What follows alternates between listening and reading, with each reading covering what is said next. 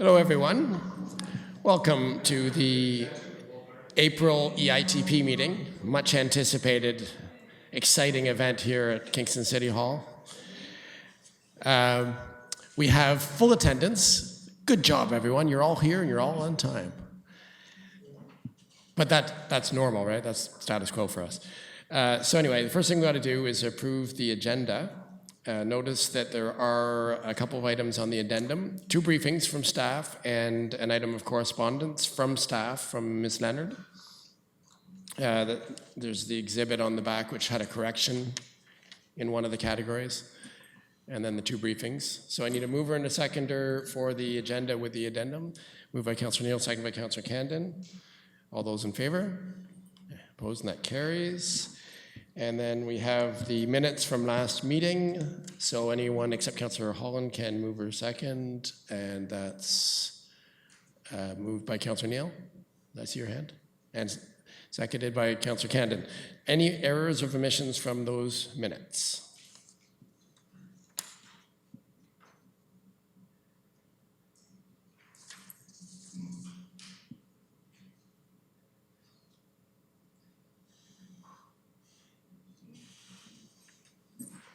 Seeing none, we will approve the minutes. We'll vote on the minutes as verbatim, as printed. All those in favor?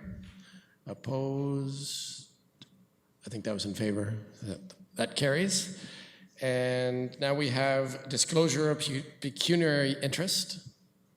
Seeing none. Delegations, there's none. There's no delegations. So briefings, so the 2 briefings on the addendum. First, we're going to hear from Mr. Adam Hardy, municipal engineer. He will speak to us regarding the cycling lane and waterfront trail extension on Bath Road update report.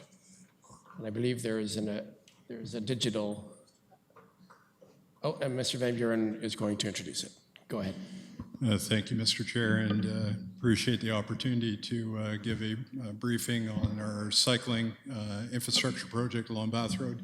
First off, by way of some introductions, I think everybody will know Deanna Green. She's our manager of traffic. She's been involved with elements of this project. Also sitting beside Deanna is Jordan Grant. Jordan is a 3rd-year student at the St. Lawrence College in the civil engineering program. So we're happy to have him alongside for some educational opportunities. Dan Franco, who has had some leadership roles in our active transportation program. And also Adam Hardy. Adam is a municipal engineer in our engineering group, and Adam is the gentleman who's been the principal lead on this the bikeway program for Bath Road. So with that as a quick introduction, I'll ask Adam to give us a quick briefing. Thank you. Thank you, everyone, just for allowing me the opportunity to speak on this topic. I think I just want to provide a bit of some background summary and then provide some visuals that we had at the open house that really helped to sort of visualize as you're sort of going down the corridor what this project will look like when it's completed. So in terms of project background, this project really does align with several of Council's priorities in the strategic plan, as well as the 20% active transportation mode share target established by Council in the Transportation Master Plan. This was one of the projects in terms of updating the waterfront trail along this corridor on the south side of Bath Road that was identified in the waterfront master plan. And then the active transportation master plan that's currently under development. We're working with staff to make sure that our design is in conformance with sort of the anticipated design guidelines there.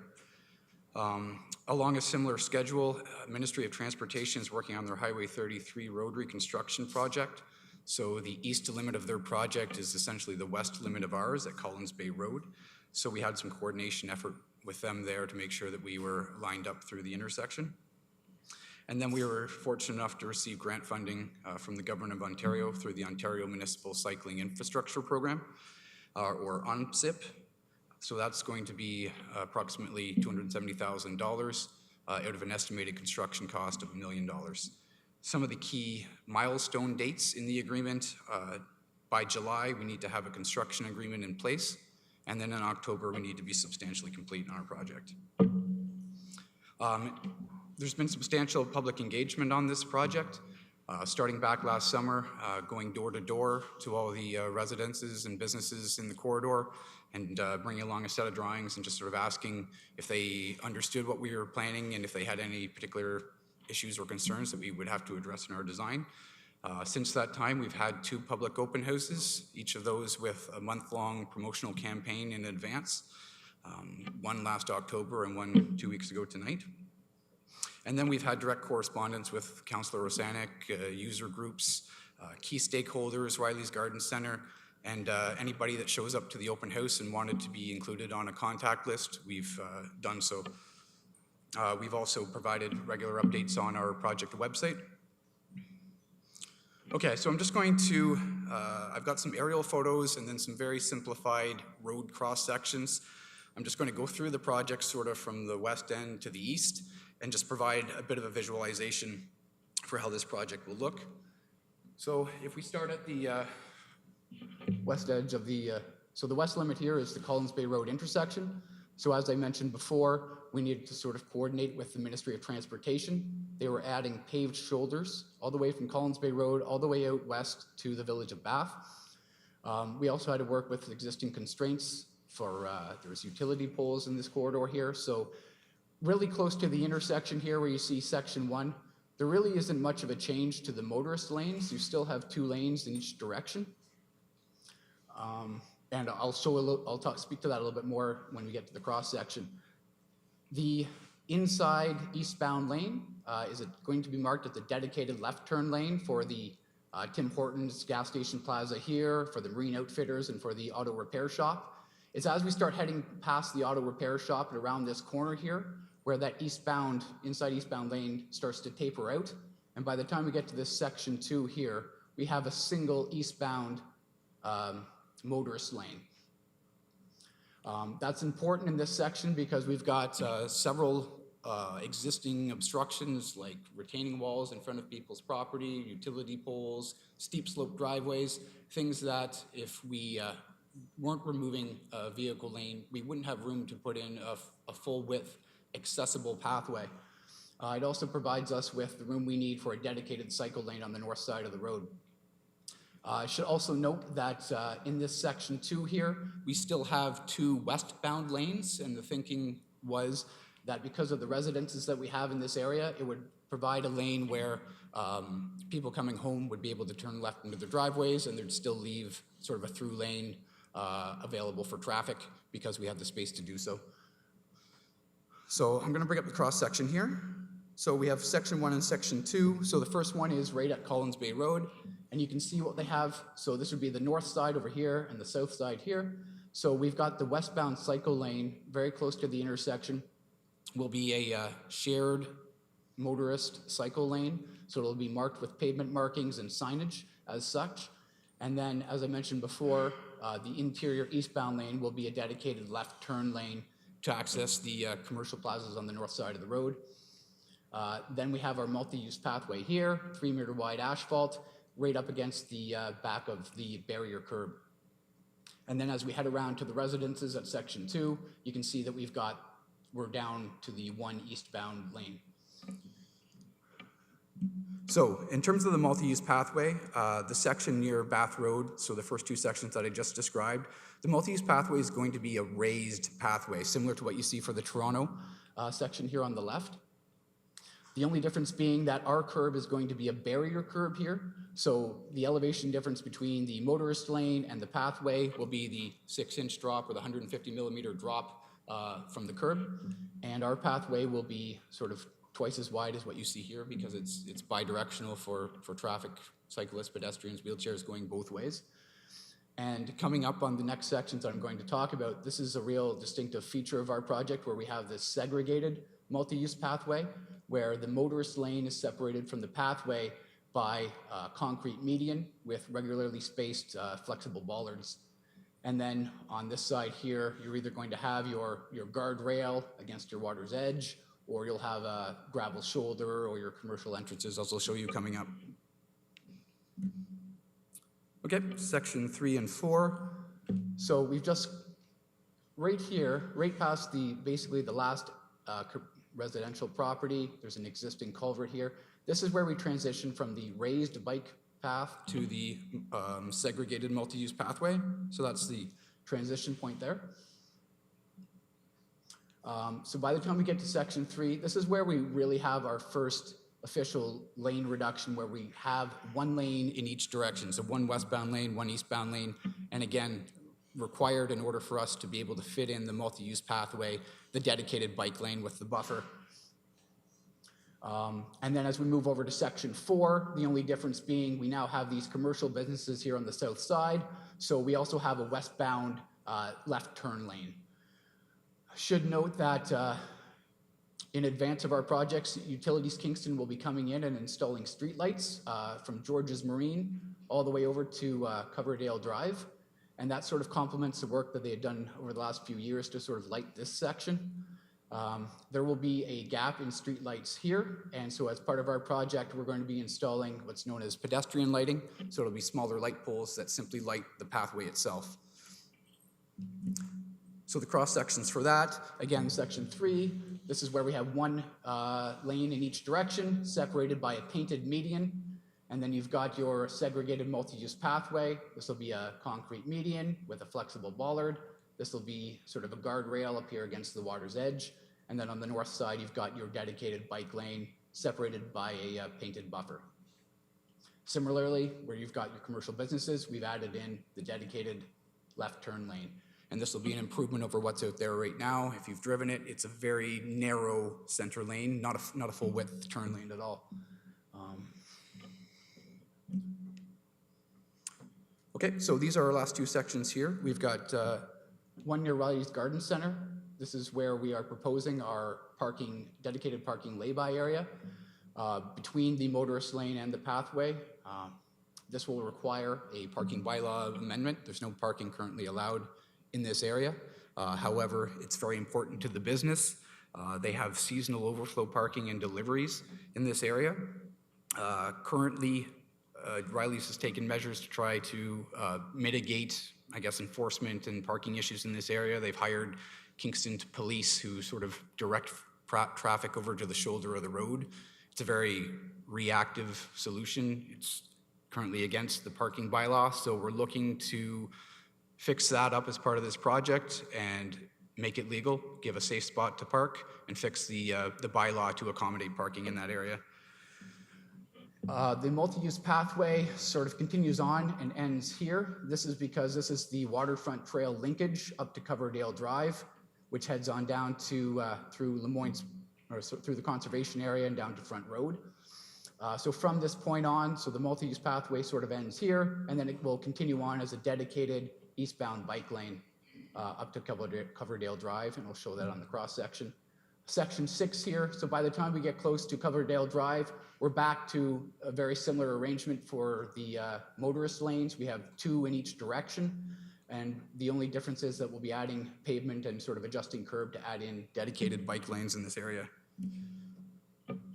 So for Riley's parking, lay-by parking, again, as I mentioned, the parking area is sort of sandwiched in between the single eastbound motorist lane and the multi-use pathway. Dividing the motorist lane and the parking is just a painted buffer on the pavement, but between the pathway and the parking, we're going to have flexible bollards. And these are the final 2 sections here, so just a full width of sort of the multi-use, near Riley's with the parking lay-by here. And then with Coverdale Drive, you're back to 2 lanes in each direction with your dedicated bike lanes, and then your right turn lane, which exists there right now. So that's all I wanted to present to you guys.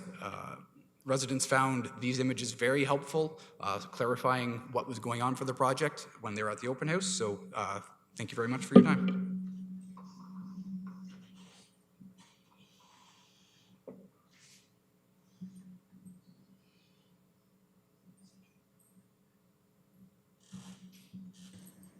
Thank you very much. At this point, questions from members of the committee are in order. Councillor O'Neill. Thank you for the presentation. I had, first of all, a question about potential connectivity to Front Road and Lemoyne's Point. I see Cloverdale is going to have a bike lane, and that will, I believe, hook up to Bay Ridge, if I'm not mistaken. Will there be an opportunity? I'm just thinking of a kind of cycling loop that people may want to do. So it might very well, somebody could decide to go to Lemoyne's Point along Front Road and have an opportunity to then connect with this. Is that feasible?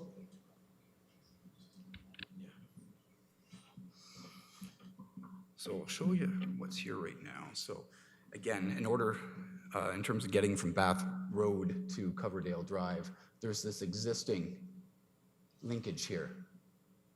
And that brings you to Coverdale Drive, which leads directly to Lemoyne's Point, or the conservation area. Okay, good. And I just want to say it's good to see, because it's a little frustrating for cyclists. Some of the townships have put in bike lanes, and the disconnection has been happening at the Kingston border. So it's good to see. If anybody would care to comment on that. Through you, Mr. Chair, just to supplement Mr. Hardy's answer. So yes, as he pointed out, there is already an existing paved pathway that enables somebody to decide to make that connection straight from Bath Road out to Coverdale, and then of course travel west to get into Lemoyne's Point.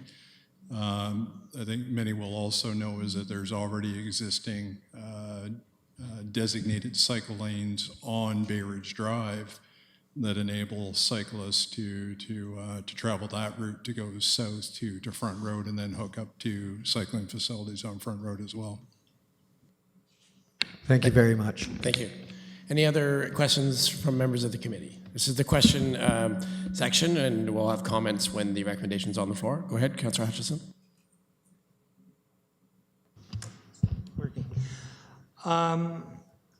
So my impression is that this is the first cement divider for cycling purposes we put in Kingston. And I'm just wondering, I'm fine with it, but I'm just wondering why in this particular situation we picked it, or there must be engineering reasons why we picked it, as well as social ones. Through you, Mr. Chair. Yes, that is correct. This would be the city's first segregated or separated cycle facility. So it certainly is going to be a good learning experience for the municipality to see how this works for us. I think it is actually a great location for us to do this, and Mr. Hardy can comment more. But I think this was certainly one of the factors that lent an awful lot of support for us receiving the provincial grant funding for this project, was that having this arrangement where it would be a segregated facility, mirroring that section of the waterfront, linking into the larger provincial waterfront trail system, all of those elements added together made this project very attractive for the provincial government from a grant funding perspective. Also, as I said earlier, a great opportunity for us to see a segregated facility in this city and see how it's going to be used by the residents. Thank you. I think Mr. Van Buren said the other gentleman might have something to say.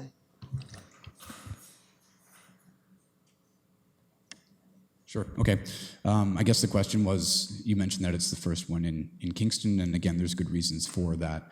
In terms of putting an active transportation facility on road next to motorists, you either need to have sufficient spatial separation or some sort of barrier.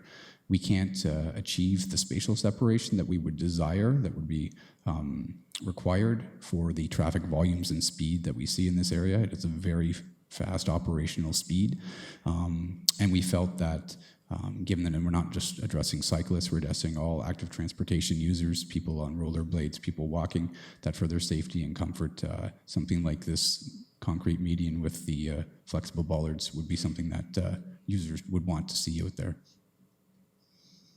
So would it be fair to say that the amount of,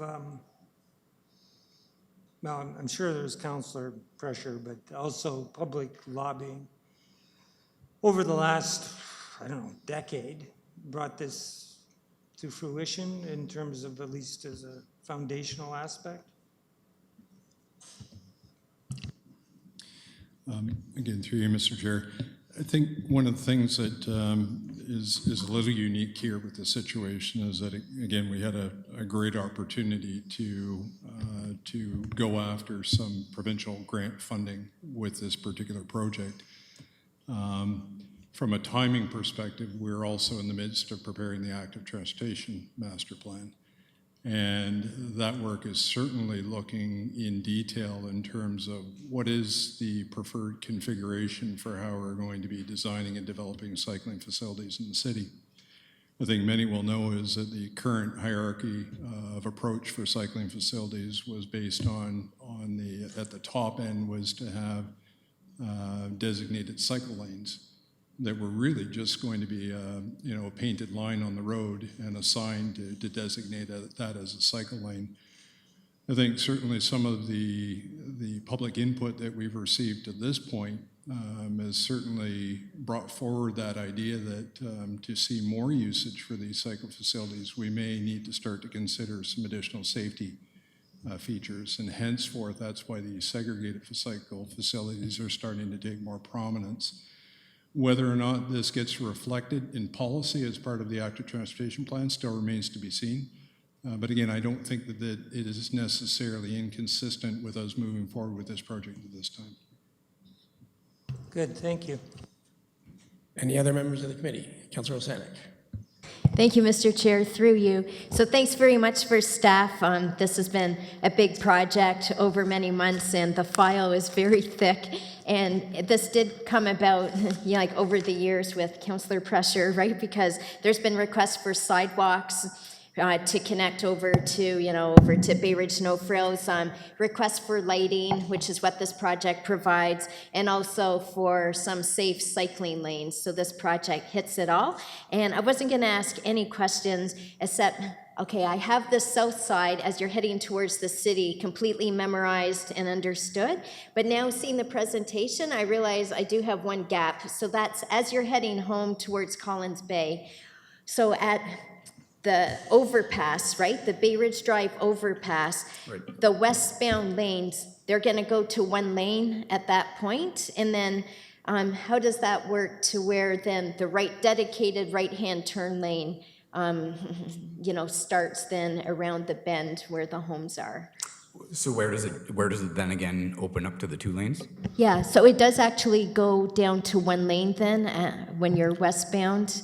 Right. So heading westbound from Coverdale Drive, I would say by the time you're under the Bay Ridge Drive overpass, you're down to one lane. And then that's where then we have that middle left-hand turn lane, right? Yes, correct. Okay. All right. And then at the homes, so as you go past George's Marina, is that where then we lose the middle left-hand turn lane and it then becomes two lanes, but now we get a dedicated right-hand turn lane for everybody who wants to go right up Collins Bay Road? Very close. So yes, right past the George's Marine, that's where we will end the left turn lane, the center left turn lane. It's no longer required. And that's also where we start our transition from a single westbound lane into the two westbound lanes. Now, it's not going. The lanes are just going to be considered through lanes at that point. We're not going to mark it as a dedicated right turn lane until we get a little bit closer to the auto repair shop. And again, that's the thinking was as we approach the residences there, the inside lane could be used for turning into the homes, and the outside lane could still be a through lane. So we didn't want to mark it as a turn lane at that point until we got close to the shop. Okay, which is how it is right now. If someone's turning left into their home, everyone behind them just waits for them to turn. Okay, so yeah, thanks so much for all the work. I was at the gas station last night getting gas, and there are a couple of people that have doubts that right where the businesses are, that it's not going to be too congested there with going down to one lane. So I just hope that the video that was shown at the open house 2 weeks ago, I just hope that it all does still flow and that there's not a lot of backup. That was just the concern at the gas station, and the patrons that were at the gas station, they were saying, isn't this all gonna get backed up right around here? And so that's just my only concern right now. Yeah, and again, near the intersections, we really are touching very little. It'll still be 2 lanes each way coming close to Collins Bay. You're going to have a very long dedicated right turn lane. As it stands now, that will back up significantly during train events. It usually backs up to around where the gas station entrance is. That doesn't change in this scenario. Again, we've got the 2 westbound lanes all the way back around to the curve, so there's no issue there. And then where you currently have 2 eastbound lanes, we're continuing that as well. We're going to be labeling the inside one as a left turn lane, which is what you would use it for turning into the commercial businesses. And it's not until we get around the curve where we phase that eastbound lane out. You know, the modeling is correct. What we're changing is such a distance away from the intersection that the intersection will essentially function exactly the same as it is. And that's really the critical point in terms of the whole corridor for traffic movement. Great, thanks very much. Thank you. Next is Councillor Camden. Whoa. Thank you, through you. I believe this whole area is a bit of a dead zone for utilities. Did we look at is there any opportunities to increase utilities in this area, like water, sewer, gas, or is that all already there through that corridor? Yeah, there's not really any much utilities in that corridor right now. There's some stormwater utilities up and electrical and whatnot around the Collins Bay area where you have all the commercial businesses. But at this time, it would be a completely different project, a significantly increased project to extend services through that area. And that's not the intent or the goal of this project. Did you guys consider that when analyzing the whole thing? And is there would there be any benefit to increasing utilities in that area, or is that just a waste of time and energy altogether? Again, it wasn't the focus of this project. This was an active transportation project, so we were really looking at the best and most cost-effective way to get in the active transportation facilities. Do you want to comment a little bit on that, though, Mark? Just Before you do, I just want to point out that only questions related to the presentation are in order at this point. So I'm satisfied that you've answered that question, but if you wanted to say anything further, you can go ahead. Mr. Chair, I was just going to make comment that irregardless of the work that we're doing with this project, and depending on whether or not the extension of any servicing within that corridor was something that was viewed as being beneficial down the road, it really wouldn't inhibit that project from happening at that point in time. So it's not that we would have to undo anything that we are doing as it relates to this work. Right. It would just change the costs if you'd be doing it twice, but okay, fair enough. Any other members of the committee? I have one question. So there's an obvious relationship, and you see the relationship throughout the report between the speed of traffic, the space available in the roadway, as it relates to the different options for putting active transportation or multi-use pathway in contact with a heavily used roadway. So I was going to ask about that, and we sort of touched on it when you were talking about why you've chosen this as a first place for separated lanes, but I'd like to know specifically why physical separation is so important for safety in this situation, in the context of different traffic speeds that you might see elsewhere in the city.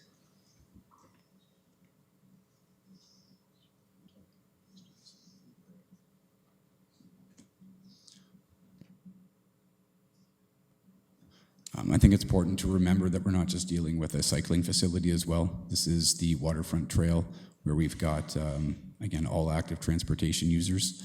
And for safety, you either need to have sufficient spatial separation or you need to have a physical barrier that's appropriate. And that's what we've done in this scenario, is we've installed a physical barrier for the safety and comfort of the users.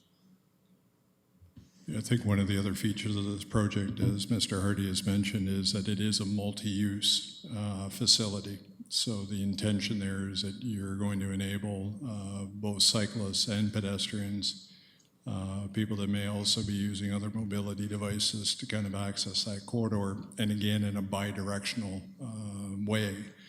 So I think when you kind of combine all those elements together, I think it equates to the fact that it deserves that level of elevated protection against the vehicular traffic along that corridor. Okay, so to summarize, you need it to be wide enough to have two directions of multi-use, a pedestrian or other means of active transportation, and it has to be wide enough for that. You need to, if you were going to do a physical separation, like perhaps you see on the Ivy League Parkway, where they have a multi-use pathway separated from the roadway by several meters, like 10 or 20 meters. It's like in a separate strip. That is a completely segregated lane. I would say, so you're saying you need the width for the lane itself, and you need the physical separation. You can raise it, or you can put a curb in between. And because this is part of the waterfront, like the Ontario-wide network, the waterfront pathway, it was important for safety reasons to do the engineering work that would separate it because of the limitations of the side of the roadway. Is that sort of?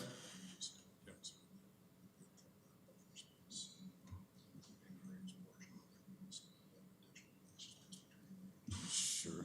And the reason I'm asking this is to help the public understand the relationship between the physical separation component and the other aspects of this project. So I agree with what you said, and we were just going to add to the fact that we've not only do we have sort of the physical separation for the multi-use pathway, but we also have a bit of additional buffer space as well. So you can sort of see a painted buffer, or not, painted buffer space. With the diagonal lines. Yeah, the hash pavement markings beside the median. So again, where we were able to get the space, we wanted to put it into appropriate areas to again enhance the comfort level of the active transportation users. So we've got a very high-speed arterial road.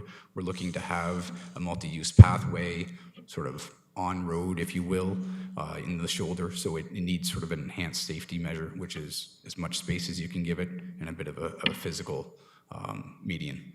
Right. So if we were going to do this kind of thing in another place with the same conditions, such as Bath Road further into town, and we were going to put this type of pathway there, not for the waterfront pathway, but for our own purposes, we would, for safety reasons, need the same. This is theoretically, we need the same kind of design for safety. I would say you'd need one of these two options, either a grade separation, so you've got it elevated and off to the side, and again, this depends on the space that you have available, or you've got the physical separation. So one of the two options that you sort of see behind me, which are sort of the two sections of the project. Okay, thank you. So that's the end of the briefing. Thank you very much. We have another briefing on a different subject. It's item B under briefings, and it's regarding parking, so the relevant staff can come up and get ready for that.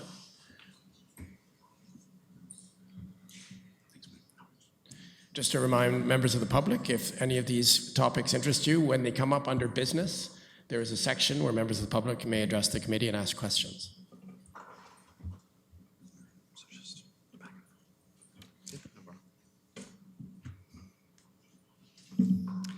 Thank you, Mr. Chair, and thank you for letting me speak tonight to an overview of the on-street parking program and the different areas that we are looking at implementing this for fall 2017.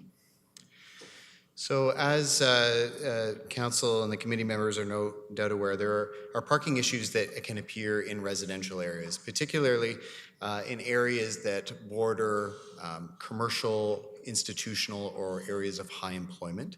We know that residents value their on-street parking for their use and for the use of their visitors, but we also know when residential streets have free, unregulated parking, we tend to see other parkers start to spill over into those neighborhoods.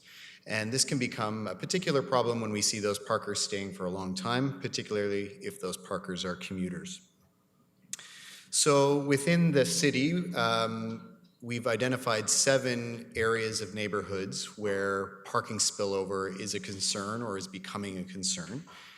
We've implemented the on-street parking program in 2 of those areas, the Sydenham neighborhood and the Queens and KGH neighborhoods, denoted by Area A and Area B on this slide. And tonight we're here to speak about Area C, or the Inner Harbor neighborhood, and Area F, the Williamsville neighborhood. So to give some context for these neighborhoods, Area C, or the Inner Harbor neighborhood, here's a map of the area where we completed our study, monitoring for parking issues that were occurring on the street and looking at detailed mapping and an understanding of the regulations that currently exist. Certainly from the residents and other stakeholders in that neighborhood, we are hearing about the impact of the parking demand that's created by Providence Manor, Artillery Park, and Rideau Crest Home. But also an indication that there, with increased development and intensification, there's some parkers that are shifting from paid areas in the downtown to free areas in their neighborhood. And there's also a historic sort of patchwork of on-street regulations that are creating opportunities for all-day parkers to park relatively easily within that neighborhood. As we started to look at that neighborhood through the course of the study, it certainly does have a wide range of parking time restrictions, a real sort of hodgepodge of all-day, hourly, limited term, and alternate side restrictions. But there are also a number of streets without parking restrictions. And the streets that are south of Raglan and east of Montreal Street tend to fill to capacity very quickly, especially on weekdays.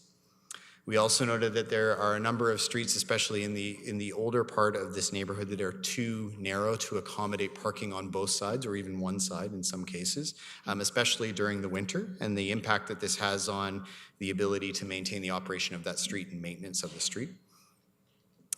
And we also came across the need for additional short-term parking to accommodate users of Artillery Park and Providence Manor, users, volunteers, and visitors that were looking to access those sites but didn't have access because of the way that parking was utilized around those locations. Within the Williamsville neighborhood, a map of which is shown here, we found that there are similar pressures being created, but by different parkers. There are employees of Princess Street businesses and offices, but we're also seeing parkers from Queens and KGH moving further north to find free parking. There are pressures that are faced by coming from the increased development in the corridor, both from a short-term standpoint when contractors and construction is ongoing, but also from a longer-term standpoint as increased visitors are coming to the commercial area along Princess Street. And we found similar to the Inner Harbor neighborhood, that there's a patchwork of on-street regulations and that some of the streets are, their older, narrower makeup prevents us from providing the parking that is currently there. Those streets that are unregulated within Williamsville are filling up, especially those that are closer to Princess Street. And as I noted, there's issues related to maintenance. So this project, we started with a report to this committee back in last June. And since that time, we've been consulting with the neighborhood residents and stakeholders through the summer, both online and with in-person open houses and meetings. And through the summer and fall, we've been mapping the neighborhoods, confirming the regulations that are on streets, taking measurements, and putting together a plan for how an on-street program could work in both of those neighborhoods. We took our preliminary recommendations back to the stakeholders and the residents in January and refined that proposal to the recommendations that are presented to you this evening. As part of this consultation, we heard a wide range of comments that are best summarized under these 6 categories. Certainly, the residents and employees in the neighborhoods were wondering why the program was needed and what the goals of the program were. So communicating why we were doing what we were thinking to do was important. But also many questions about how the program will be implemented and what the impact would be on residents in those neighborhoods and how they could or could not continue to park on their streets. And questions around the implementation of it, in particular, the need for it in certain sections of the study areas and whether it could be implemented later on. We had questions around the cost of the program, in particular the cost of the residential parking permit, and questions about how that revenue is being used. And then also concerns from existing commuters, employers, and the institutions in these neighborhoods about how their workers, volunteers, and visitors would be accommodated. So much of that consultation summary is included in your report, but I'd like to speak to the general themes that I've presented here and then answer any questions that you have. So overall, when the city is addressing spillover parking in a neighborhood, we turn to our on-street parking program, and the goals of this program, we have 3. We want to improve the ability of residents and their visitors to access parking on their streets. We want to find a balance between the local parkers and the non-local or outside parkers so that we have short, medium, and long-term parking available for those that need it or desire it. And then we also look to shift the commuters to other modes while still ensuring there's some limited parking available for those commuters that don't have an option and for employers and institutions that do not have on-site parking to allow them to park in the neighborhood without having a detrimental effect. So the way that we do that, there's sort of 5 key things that we then look at when we implement. We look at what alternate travel modes exist for commuters or long-term parkers in these neighborhoods. For Williamsville and the Inner Harbor neighborhoods that we're speaking about tonight, they're both well served by local transit, but also have access to express routes along Princess Street and Division Street, and in the future Montreal Street. We next regulate the streets in the area with parking restrictions. So we apply a uniform parking restriction across the areas related to a time of day. We add metered parking where there's an increased need for short-term, higher turnover parking. We ensure that there are permits available for those that require all-day parking on the street, residents that require all-day parking on the street. But we also have a process where we provide exemptions for those that will not be parking there every day, all day. And we back this all up with regular proactive enforcement in each of the neighborhoods. So specific to the Inner Harbor and Williamsville areas, tonight we're looking for approval for time of day parking regulations across the areas, so across those study areas, while including permit options for residents that need or desire all-day on-street parking. We've reviewed the residential permit fee as part of this, the details of which are included in the report, but are recommending that we reduce the current fee, which is $30 a month, to $25 a month, and also introduce a new residential permit fee category of $12 a month for properties that do not have access to any parking on their site, so they do not have a driveway or a laneway. The commuter permit that we recommend for this area would be set at $83.25 a month, which matches the surface parking lot monthly rates that we charge currently at the Gorsland and the Ordnance lot. And we're looking at converting some sections of existing on-street parking adjacent to our high-demand areas around Providence Manor and Artillery Park to some paid on-street metered areas. and adding some accessible areas and accessible spaces to better support some of the needs in both the Inner Harbor and Williamsville area. And we also speak to phasing the implementation of the program in both of these areas so that we can follow and react to the parkers as they shift in that neighborhood without implementing it too early in areas that aren't experiencing that spillover today. So specific to answer some of the questions about how did the changes impact the residents in these neighborhoods, our goal is that we want the on-street parking supply to be better managed. So residents should have access to more spaces on their street for their visitors or for short-term parking. And they should have access to those spaces during the busiest periods, which in these neighborhoods appears to be during the weekdays from Monday to Friday. And to do that, all of the streets that do not have paid metered parking on it would be standardized with a time of day restriction. So there would be 1 hour in the morning and 1 hour in the afternoon on weekdays, either 9 to 10 or 10 to 11, or 1 to 2 or 2 to 3, where parking would not be permitted. There's a permit available for residents that need to regularly park during these time restrictions on the weekdays.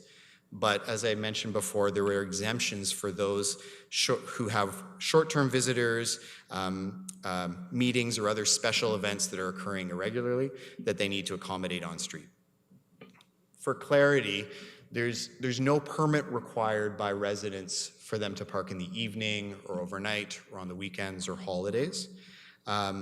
And there's no permit required by residents to park during the day if you can abide by the 1 hour morning restriction and the 1 hour afternoon restriction.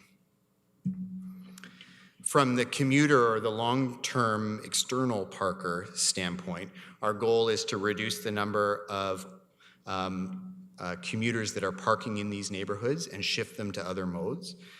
So we will be removing the free all-day parking on weekdays in the high-demand areas. We will be encouraging the use of transit, carpooling, and other active modes. And we will also have a limited number of commuter permits with that fee of $83.25 per month, with the availability of those permits contingent on ensuring that the residential and short-term parking supply is protected and without reserving spaces specifically for a commuter or a commuter permit. We know that this approach has worked in other areas, in particular around the Queens and KGH area, Area B on the map. Between the implementation of in May 2015 and today, the number of TransPass users in that area to Queens and KGH has increased by 365. It's a 75% increase over what it was in May of 2015. So we know that by coupling our parking programs with our other active transportation and transit mode programs, we can encourage a shift away from this parking behavior. So in addition to that, as I said, there'll be some new on-street metered parking in the Inner Harbor area, in particular along Ordnance Street to better support Providence Manor, and on a section of Barrack Street and Bagot Street to better support the downtown. In Williamsville, we're not adding any new on-street metered areas at this time. We've identified areas that could be converted to meters in the future as part of our previous work with the Williamsville Princess Street Bike Lane project. But our observations show that the majority of parkers that are on these sections that are slated for short-term meter parking in the future appear to be commuters that are seeking free parking at Queens and KGH. That are seeking free parking in order to travel down to Queens and KGH. So we'll monitor these areas to determine if they need to be converted into meters in the future. Really specific to the accessible spaces being added, there's an additional space being provided on street for Providence Manor, located where there is a curb ramp at the corner. And we'll also be adding 2 spaces within Williamsville to assist the St. Luke's Church and St. Francois d'Assisi Church on Nelson Street and Frontenac Street, respectively. These are both as a result of requests that came from these communities looking to have better access to their site. The final piece of this is related to how we propose to phase the implementation across both of these neighborhoods. So from other areas of the city, we know that when we make changes to parking regulations in one area, we can shift the problem to adjacent blocks. So the size of the study areas for both the Inner Harbor and Williamsville neighborhoods were set such that we could encompass a broad enough area that we would have a strategy in place if those parkers started to shift. We've seen this at play in the Queens and KGH area, in Area B. We've seen people walking upwards of 1,500 meters. We've observed people pulling bicycles out of their trunk of their car in order to bike from their free parking to their place of employment. So we know that these broader boundaries are important so that we can have a plan in place to address where those parkers are moving to. That being said, we heard from a number of residents and stakeholders as part of this process that they want to make sure that that the boundary is not too large. So in looking at this and an understanding where those parkers are now and the number of parkers that are on the street, for the Inner Harbor, we're proposing to implement the program in fall of 2017 on the areas including Raglan Street and south, and then east of Montreal, with the red area, the northwest area of Inner Harbor, identified for future implementation. So we would seek to make all the bylaw changes now so that we can move in a more expeditious fashion as these parkers start to move. But we would look at fall implementation for the green area. From a Williamsville neighborhood perspective, we're looking at implementing in the areas from York Street South and then west of Nelson, with the northeast corner slated for future implementation for reasons that are very similar to what I've outlined for the Inner Harbor. So the next steps for this is we're here at committee tonight with our recommendations for the program. Pending council approval, we will bring a separate report that outlines the bylaw changes required for the entirety of both of those areas. We'll be communicating the upcoming changes to residents and stakeholders and looking to implement the first phase of it in fall of 2017. But we don't just implement and walk away. That's followed up by monitoring and daily enforcement at the start of the implementation and then beyond. So I'd be happy to answer any questions that you have about the report and the program. Thank you. Excellent presentation. So this could be an interesting subject. Just remind members of the committee, we will have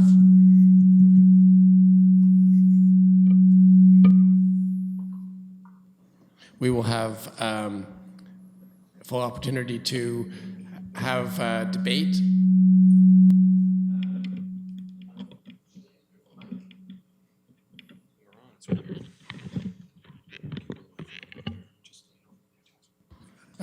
When the item's on the floor for discussion. So I'm going to be strict about questions only at this point. Councillors, I know this affects your area, but if you stray into statements or debate, I will cut you off. Go ahead, Councillor Neal. Thank you very much. A couple of questions. The idea of the pink zones that are kind of post-dated implementation, post-dated bylaws. I'm assuming that people in those affected areas, when the decision is made to paint the area green, there'll be some public consultation, some information shared with those people so they don't 3 years from now find out that their parking has changed on their street. Yes, so the intention would be that we change the bylaws now so that we have those in place, but no changes go into effect until the signage is available, till the signage is installed on street. So prior to any signage installation or any changes made to the street, we would monitor to see whether we're reaching that threshold of approximately 60% of the spaces being used on street, and then we would provide some information and an opportunity for communication and feedback. Thank you. I noticed in the report coming up that there's some discussion about recognizing, I think, a kind of unintended consequence before was that service vehicles and some frequent people like property managers and that were unable to park at various times in those restricted areas. Who will we be allowing or recognizing that short-term parking will be allowed for home support workers, craftspeople, that kind of thing? So the city, we have two approaches to that. One, which you alluded to tonight, there's another report on the agenda that speaks to a contractor permit. So we have various permit types that apply to various types of work or types of parkers that need to be in a neighborhood. We also, if there is a specific need or a unique need that an institution or a group has within a neighborhood, we have an approach where we enter into a group permit arrangement with them. We have an arrangement with the Kingston Tennis Club, and the report speaks to a potential arrangement with Providence Manor. The other approach, though, is the city has an exemption process whereby if the parking that's occurring there is for somewhat irregular or related to special events, we provide an exemption for that. This exemption is often it's used for schools, for school events, for special events that may be occurring at institutions, but also sort of unique things that are happening within the community. The city also has an exemption in place for home care workers. So for workers that are coming that need to attend to someone in their home, provide care during those restricted times, there is an exemption process that is in place that allows them to continue to park. And would that be triggered by a VON marker in somebody's car, or do they have to get a special permit in advance? Without getting into too many of the specific details about how we identify which vehicle is exempt or not under that program, there are ways in which those vehicles and various home care providers are registered and known to the officers in the neighborhood that provide that exemption. Thank you. I appreciate, and I've heard good things about addressing those concerns from the two churches that were mentioned. I believe on Victoria Street, there was also a concern from a daycare. Have you been able to satisfy or address that concern with future restrictions being proposed? Yeah. So in general, we try and accommodate any of the pickup and drop-off times that are important to daycares and schools. There's a variety of ways that we protect for that across both of the neighborhoods. Specific to that daycare on Victoria Street, we've modified the initial proposal that was shown in January to change the parking to be allowed on their side of the street, and we've added a limited term space to accommodate their pickup and drop-off. I have a couple more questions, but they'll come along with a comment, so I'll wait and do that when it's on the floor. Thank you. Thank you. Councillor Hall, your next questions only. Thank you, Mr. Chair, and thank you for the presentation. The only question I have is regarding event parking. And I know in that area around the K-Rock Center, it's popular at least in the evenings. So will there just be the general across the board, no restrictions in the evening? So therefore, all event parking would take place there as usual? Yes, that's correct. So with the vast majority of the events sort of occurring in the evening or on the weekend, there would be no change to the way that event parking would be accommodated or occurring around there.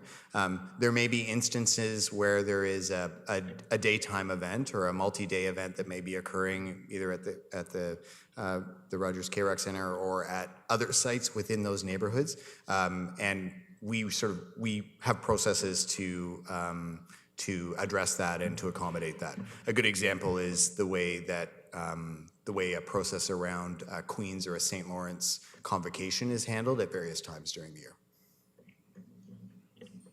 Thank you. Questions from members of the committee? Councillor Osanek? Just one question. Is it true that England parking lot still has a year waiting list to get in there?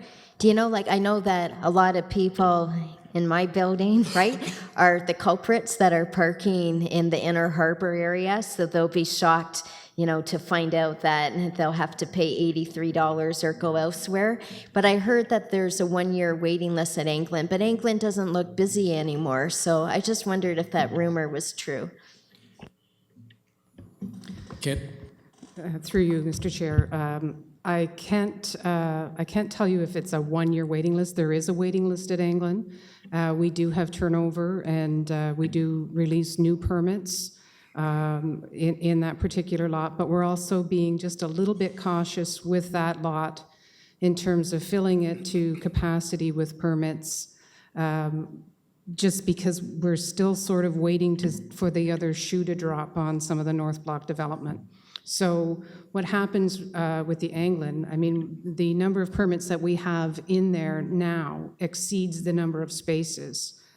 And we always oversell on our monthlies because not everyone comes to work every day. So we are monitoring it.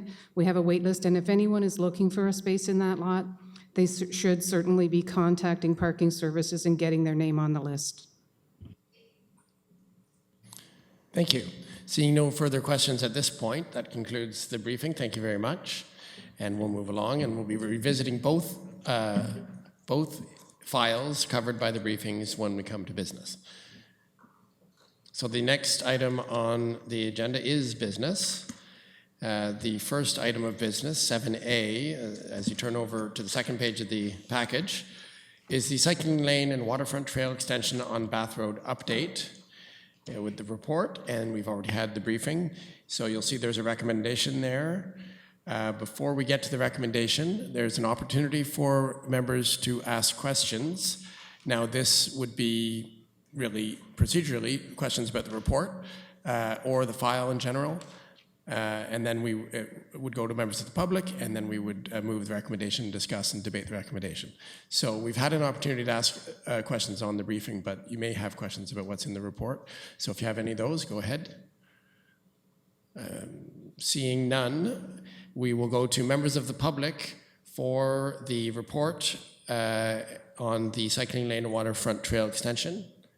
Please.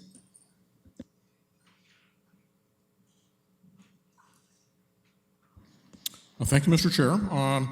Thanks very much for the excellent briefing and the report. Very thorough work. Very impressed. I found the briefing filled in some gaps in the report very well, so thanks very much for that.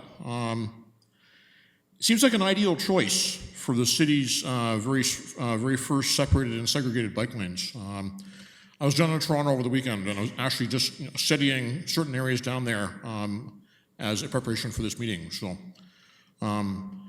Since it's busy, it's a high-speed road area, frequent use by bikers, and the space seems to be available. So, excellent criteria there. Now, I've got a question just as to the categories of users which you're going to be seeing on the new installation. This point came up during debate of the waterfront master plan. There was a lot of public concern about this on new trails being installed. So what I'm wondering about is users such as e-bikes are going to be allowed on the new pathways, and which other users and how to regulate and monitor that. So I got a number of points, so maybe I'll go through them all. And I've written this out actually, so that just to make it easier for the clerk. so you can have this copy. My next question has to do with whether there are any regulations which exist on the actual dimension of the bike lanes and their separation, so their properties there. And I'm sure you've studied other areas, and in fact some of those are in the report, but just as to the details as to how wide the bike lanes are and how far they have to be separated from other lanes of traffic that are nearby. I noticed that the engineering firm Ainley was assisting on the project, and their drawings are being used in the report. So I'm just wondering, even when this report goes to council, if it goes through the committee, either today or later on, if possibly some personnel from Ainley may be able to be made available for possible questions from council. And then my last point is just some more praise. If you examine the corridor, and I went through there by rail just last few days on both directions, that sort of going from the north, you've got a two-way rail corridor, then you have a two-way, basically, road corridor, and then now you're going to install a two-way cycling and other users corridor, and then on certain parts of it, you have actual boat traffic. So all within maybe the space of 100 meters, you have 4 different modes of transportation actually existing. So I see this as just an absolute ace situation. And it might be a place where some interesting photos and some artwork could be created to show that. So full marks for the city for being innovative.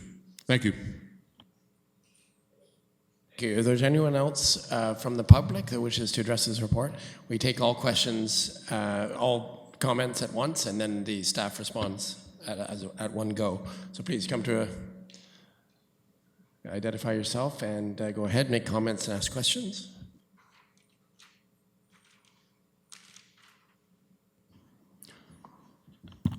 Dr. Hal Kane, and first of all, again, great work on presentation, and really appreciate the city addressing cycling issues. I know this is a great opportunity, so just want to give those kudos, and I think it would be a showcase for the city and otherwise. I have 3 questions in general. And one of them has to do with the rationale for combination of using the barriers, both the solid physical concrete barriers and the flexible barriers, and when those start and when those stop. Based on some experience cycling lots of places, the flexible barriers, especially on the inside lane on a multi-lane going into traffic, is going westbound in this case, and cars or motor vehicles going the other side with just that little flexible is very, very uncomfortable.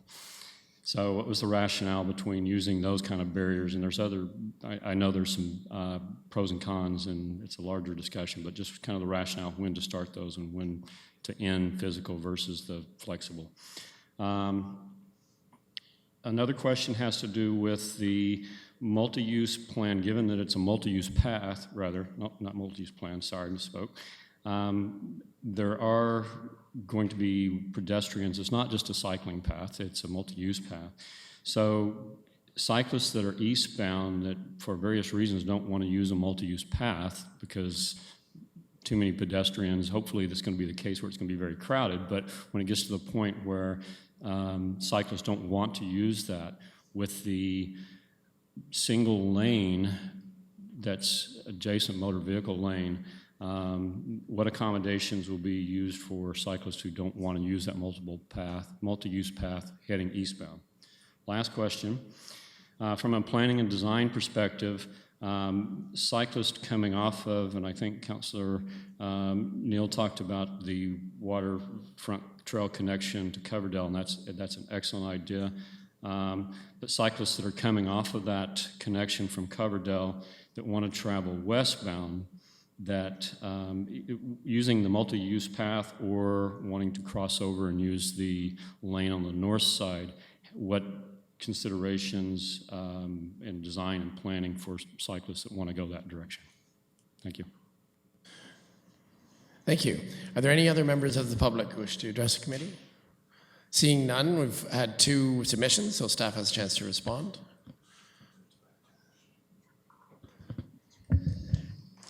Okay, first question from the first gentleman there had to do with the category of users that would be on the multi-use pathway, and specifically whether e-bikes would be allowed. We're looking at this as, well, it's going to follow the existing bylaw for, in terms of what would be allowed on a cycling lane what would be allowed in terms of a bike in this area. And then we're looking at active transportation, so it's all active transportation users, any human-powered rollerblades, wheelchairs, pedestrian traffic. So that excludes the e-bike.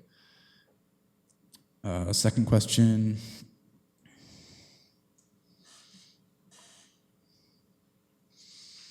Had to do with the dimension, I guess, of the bike lanes.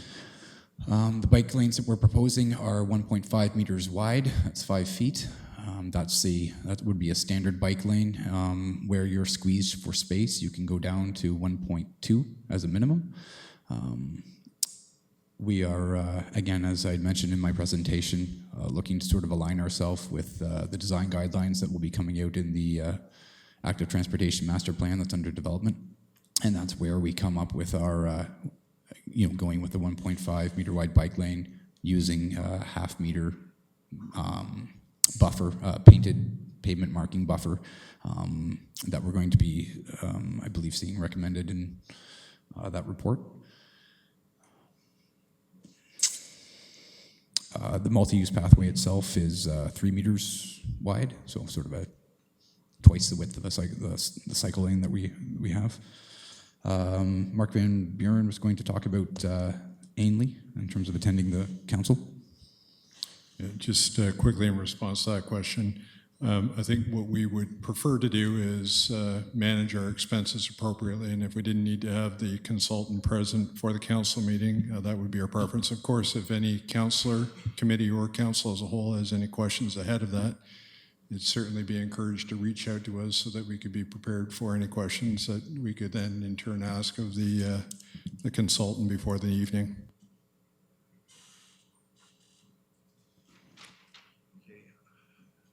All right, the second gentleman, first question was with regards to the median and the flexible bollards, and I guess the first part of that was why the rationale for that.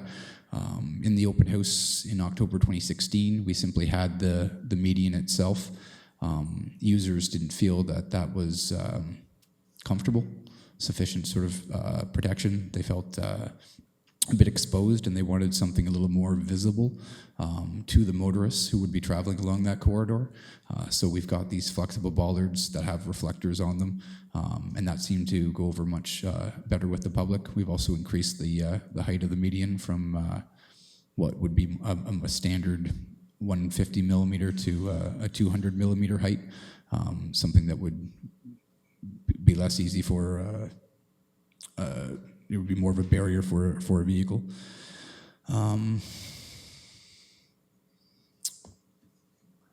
The other concern, I guess, internally from our Public Works Department was with regards to snow plowing. They wanted to make sure that the barrier would accommodate large piles of snow. So something like the median does that, and if you've got flexible bollards, whether they're removed or they remain in place full time, these can be piled with snow on top, bend down, and there's no harm, no foul come the spring when they pop back up. In terms of where the median starts and stops, I can, I'm just going to bring up my little slideshow here, but as you sort of come around the curve of Bath Road there, where the last residential property is 4002 Bath Road, it's essentially where the water's edge starts, and there's a culvert there. So essentially where the guardrail starts, if you're coming from Collins Bay Road over, you're going to pass through all the commercial properties, all the residential properties, and get to the water's edge with the guardrail. That's where the separated multi-use pathway would start. So that's where the median starts, and that carries on straight through to where the pathway ends, which is that linkage from Bath Road to Coverdale Drive, so just before the Bay Ridge Drive overpass.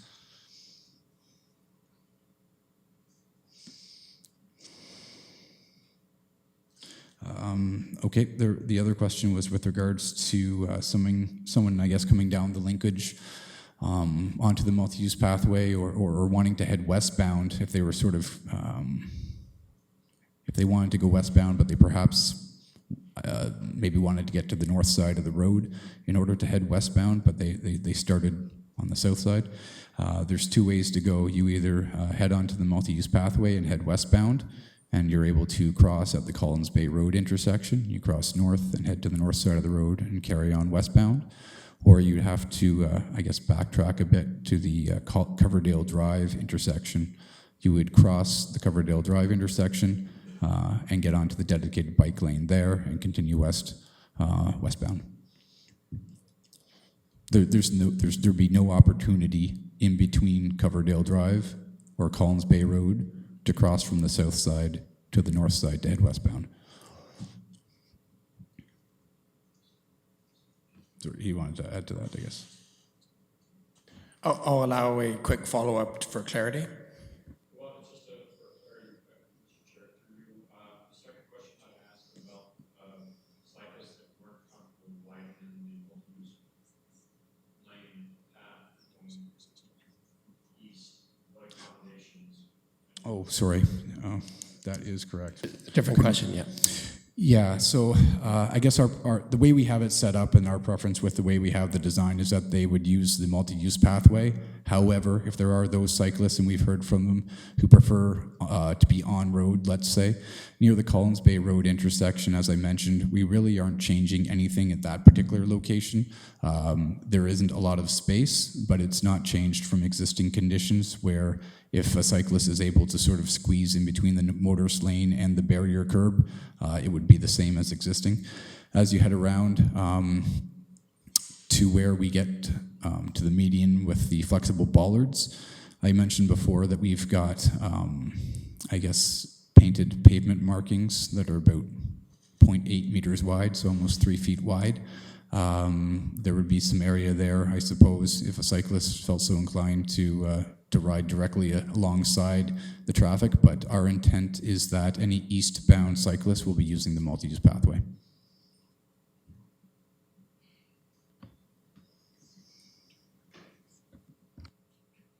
Great.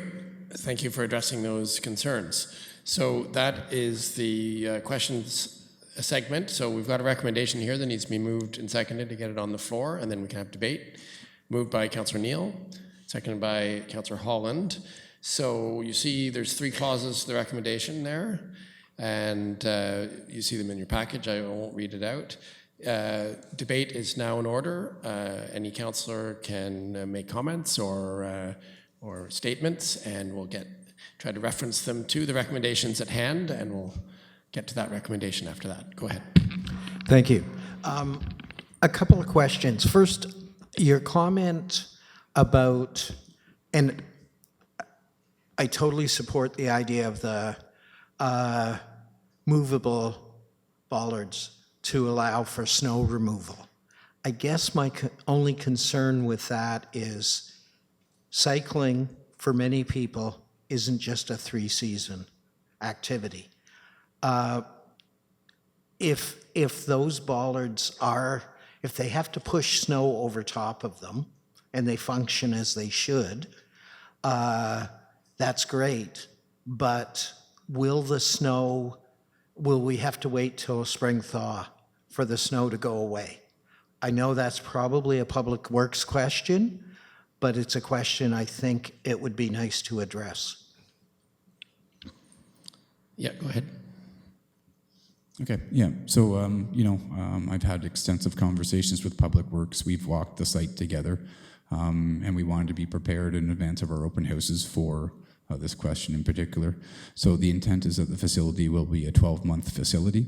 The multi-use pathway will be plowed, similar to a sidewalk. They will use a conventional sidewalk plow to plow it in the winter. Thank you. Good answer. My last question, you'll recall When we did the Upper Princess Street bike lanes, I was quite excited about the idea of being able to have bike boxes to allow, to facilitate left turn. And I'm assuming that in the active transportation report that will come up, it'll address the feasibility and the criteria for allowing bike boxes to facilitate left turns. Is there anywhere within this plan that might accommodate that idea of a bike box? Which is, for those that aren't sure, it's a box, a painted box that allows cyclists to sit safely when they want to make a left turn, and it gives them some space between where they are and cars behind them. Before you answer, I just want to make sure that we stick on topic. So the question would be, what is in the design to accommodate a left-hand turn at Coverdale at the end of at either end of this, anywhere there might be a left-hand turn in this study area?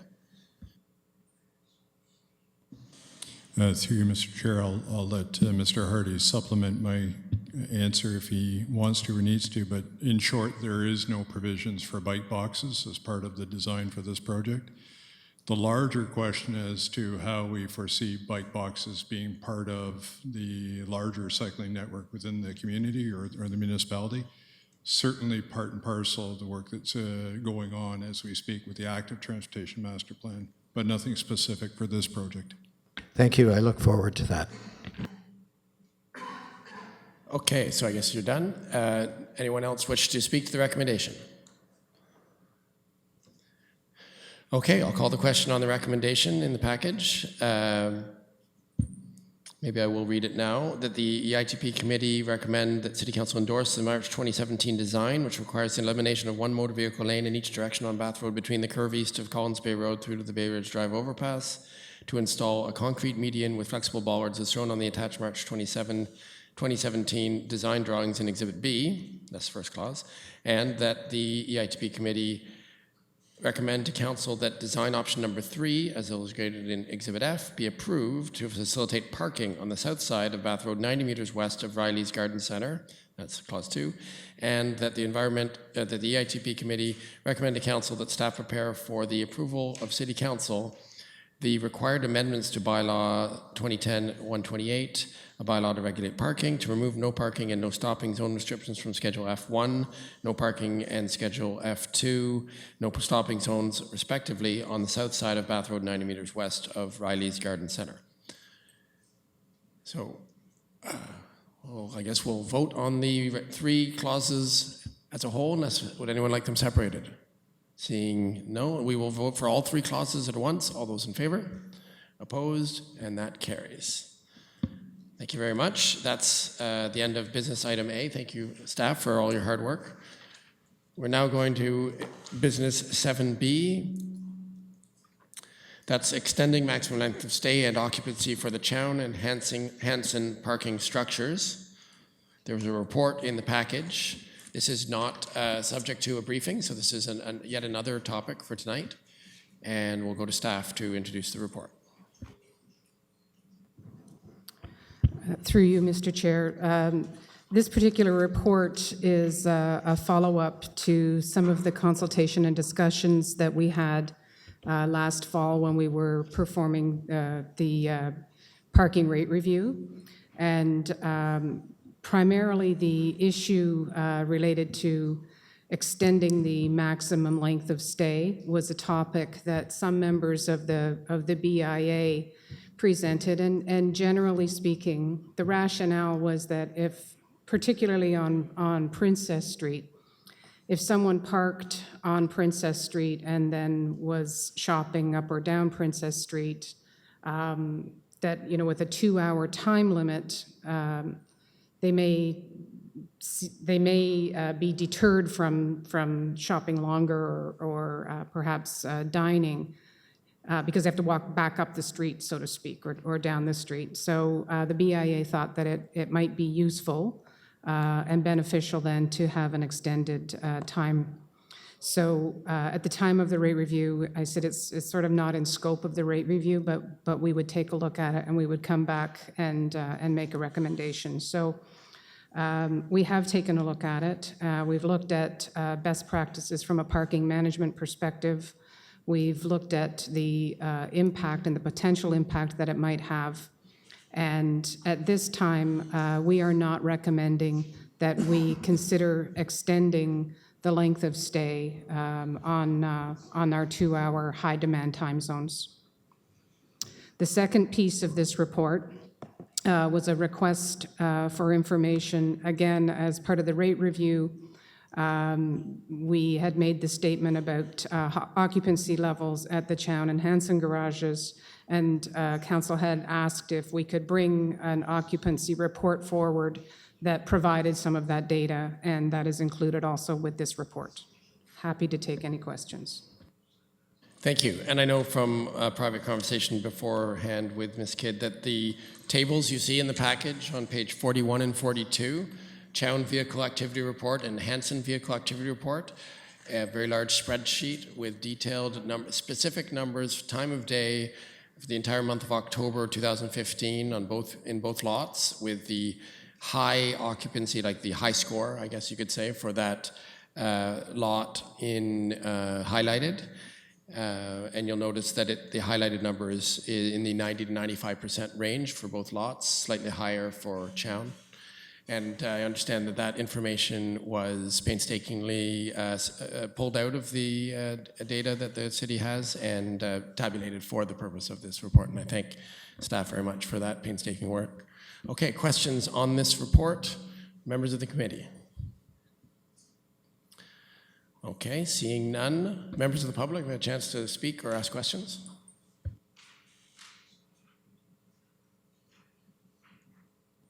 Thank you, Mr. Chair. Frank Dixon, Williamsville resident. I want to commend staff for including the Chown and Hanson parking activity information. Very important to see this. It's gives some actual quantitative data, so we can actually get a perspective on the use. And the one point I would like to make is that you do have quite a bit of downtime at certain times of the day. Certainly during the major portion of the business day, your rates are high, and you said that from the start. Like when you started bringing this information forward, I think it was sometime last year. So that does actually square with that. But you do have some times when your occupancies are well below capacity. So what I was wondering is, could the recommendation perhaps be modified through debate by the committee to extend the maximum length of parking during non-peak times at those two lots? Thank you. So staff has an opportunity to respond to that comment. Through you, Mr. Chair, the maximum length of stay doesn't actually apply in these parking lots. It's only the on-street that is really restricted, and some of our surface lots have like a 3-hour or 4-hour maximum. But at the Chown and the Hanson, you can actually park there for 24 hours. Thank you. Thank you.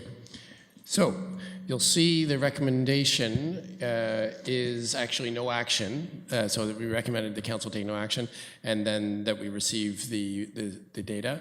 Again, that's not an actionable change. It would be no change in policy. So this is a status quo recommendation. So I need a mover and seconder to get on the floor. Moved by Councillor Neal, seconded by Councillor Holland. Any debate on the subject? Just waiting for the vice chair. I would like to speak to this. So, sorry, you don't have to run or anything. I just want to take the floor, so if you want to take the chair for me. I do, and I recognize you.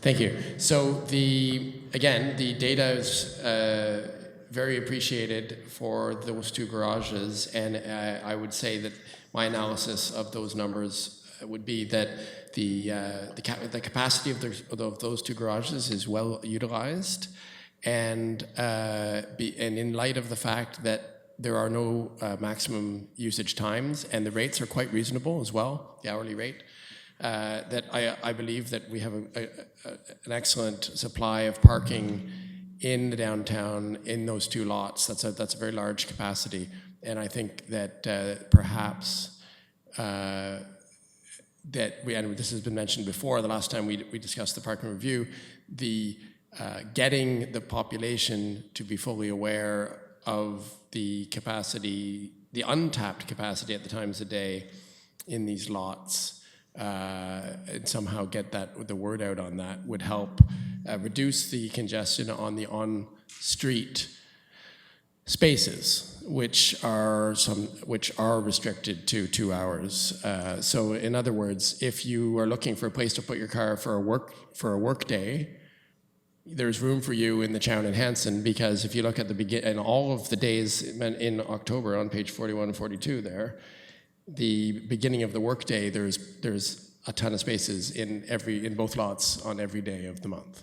So they're not at capacity at the start of the workday, which indicates that probably they are being filled up close to capacity by users of the downtown for shopping and other purposes, and not just by commuters, so that if commuters are worried about access to the downtown, this is another option. And if you're worried about the time of day the 2 hour restrictions at meters, you've got the Chown and Hanson as an option as well. And I just think that maybe staff could increase access further to those groups that we hear from regularly in the community, who seem to think that building more parking is the answer to this problem. And I would think that until we maximize the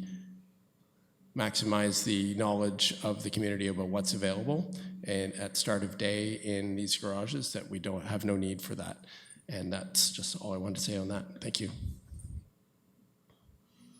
I return the chair. Thank you. Any other debate on the recommendation? So we will vote on the recommendation that I've already read. All those in favor? Opposed? And that carries. Moving on to the contractor permit parking item. That's item C, 7C. Contractor permit parking residential area. Next report in the package, and staff will address this. It was also mentioned briefly earlier on in the briefing. Yes, go ahead. Yes, through you, Mr. Chair. We are proposing the introduction of a contractor permit for areas where there are existing time restrictions. We've found that with the introduction of more on-street programs, that it limits contractors' ability to spend a full day at a residence doing their work, finishing their job, what they have to do. They have to come out, they have to move their vehicle, they have to go back. It also restricts them in the fact that if they do get an exemption to do work for a day or for a week, it's limited to one address. They're not able to use it throughout restricted areas. What we're proposing is a permit. It's comparable in price to our current permit for to be able to do their work within a 1 week period or a 2 week period, a temporary permit. But we're proposing the permit so that it would apply to any area in a residential area where there are time restrictions. We're also looking at have it apply to any address. We are going to limit it to 3 units for renovation work, and we are limiting it to 1 per residential address as well. We are looking at giving each permit the ability to register 3 license plates. That will allow persons such as plumbers that may have 3 or 4 trucks. If they have 1 truck in one area or 1 truck in another area, they can still bring a truck in with the permit and not have to worry about getting a ticket or having to move their vehicle while they're performing their work. We also extended this to a 4-month permit to address the needs of a seasonal contractor. So a landscaper, some type of contractor, it could be snow removal in the winter for some reason. And we've also looked at ways to allow them to, plumbers, electricians, property managers who have multiple addresses so that they're able to complete their works and renovations as well. Great. I'd like to also reference the back of the addendum has the correction and also has the table that you just mentioned about the various lengths of time that you can get a permit for, $24 for 2 weeks, et cetera, the 4-month permit, the yearly permit. And that's there. I understand there was a typo in one of the earlier versions. So I'll take this opportunity for committee members to ask questions at this time about the report. Councillor Neal. Just one very quick. How would you define contractors? I guess, is this meant to just address those people doing renovations or home improvements, or would we have a bit of a potentially broader definition?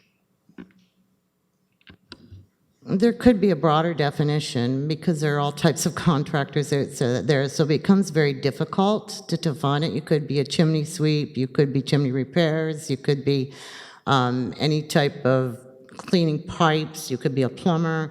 It's so broad that we didn't want to specifically define it to specific trades.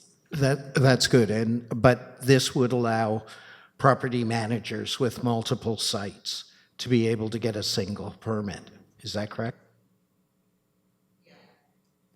Yes, it was. Thank you.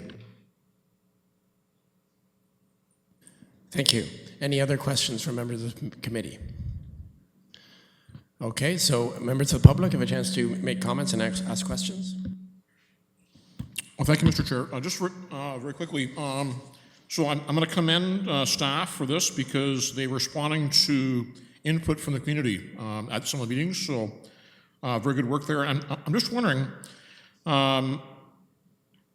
do other cities similar to Kingston have anything like this? I mean, it seems to be kind of an innovative idea. And if that's the case, then maybe we have a chance to, let the world know what we're doing here. Thank you.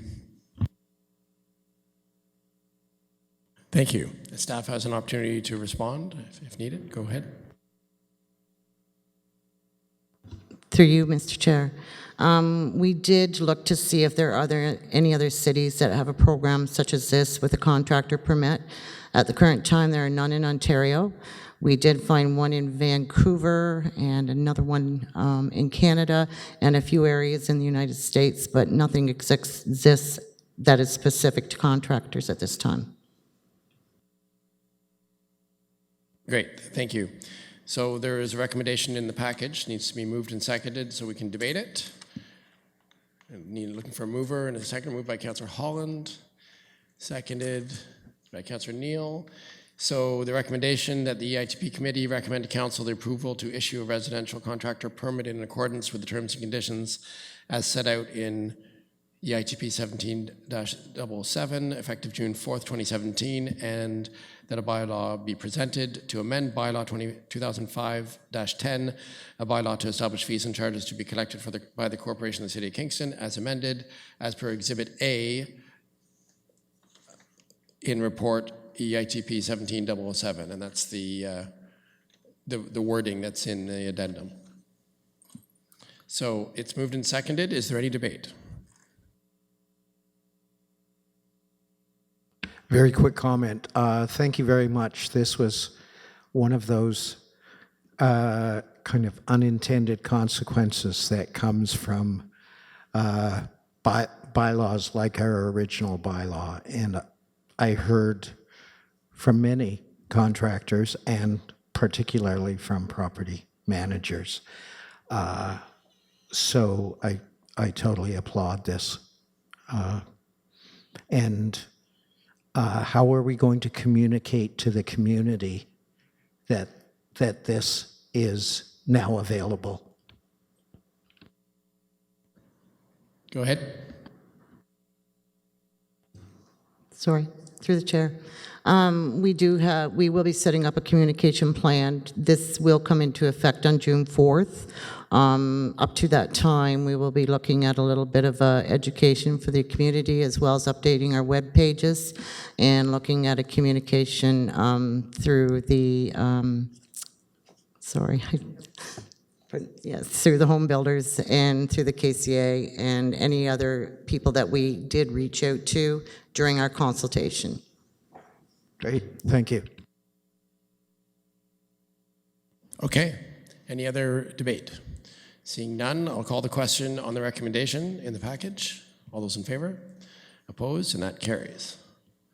I believe all our votes have been unanimous so far. We only have one more item. This is the last item of business. The on-street residential parking program implementation for Inner Harbor and Williamsville. So you'll see the recommendation there. I'll read it later when it comes time for the vote. We'll see there's a report. We've had a briefing. If there's anything else staff would like to say at this point before we go to questions. No? Okay, thank you for the excellent briefing. So we've had some questions at the briefing, but you've got opportunity for more questions now. Members of the committee, Dr. Holland, Councillor Holland. Excuse me, thank you. Okay, so I just had a question regarding the area that is going to be metered, the new metered section, so on Ordnance Street from Sydenham to Rideau. Is that going to be on both sides of the street, is the first part of the question, and regardless of that, will the permit holders, will the residents on those streets be accommodated in metered spots? Through you, Mr. Chair. No, the parking will only be on one side of Ordnance Street.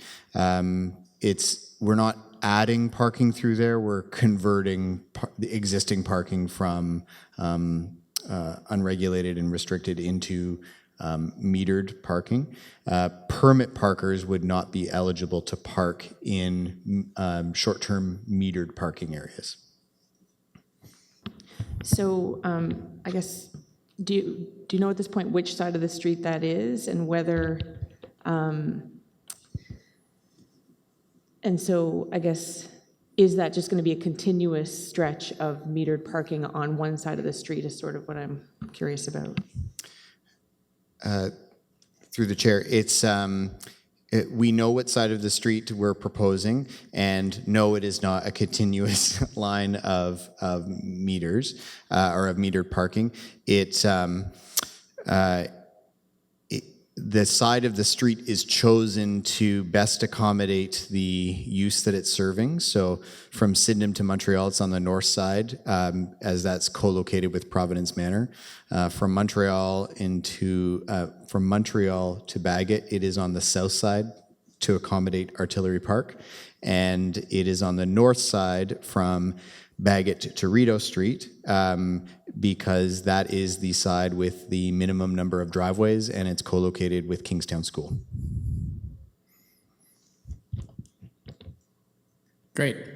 Any other questions from members of the committee? Councillor Neal. Yes, I'm just curious, and I mentioned this question earlier. I don't have issues with the charges for commuter parking.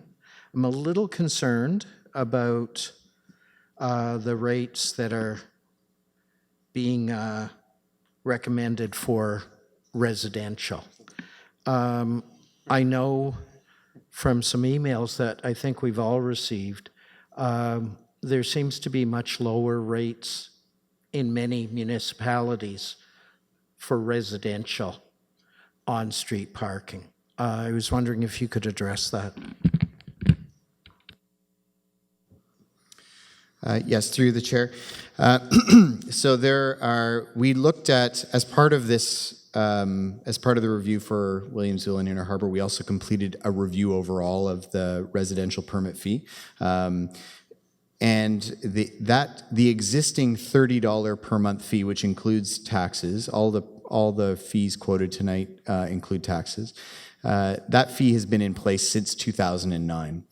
And we did both an internal and an external review The external review shows that of the municipalities that charge for an on-street residential parking permit in Ontario, the average fee among those municipalities is $34. So our existing fee plus what we're proposing is lower than that.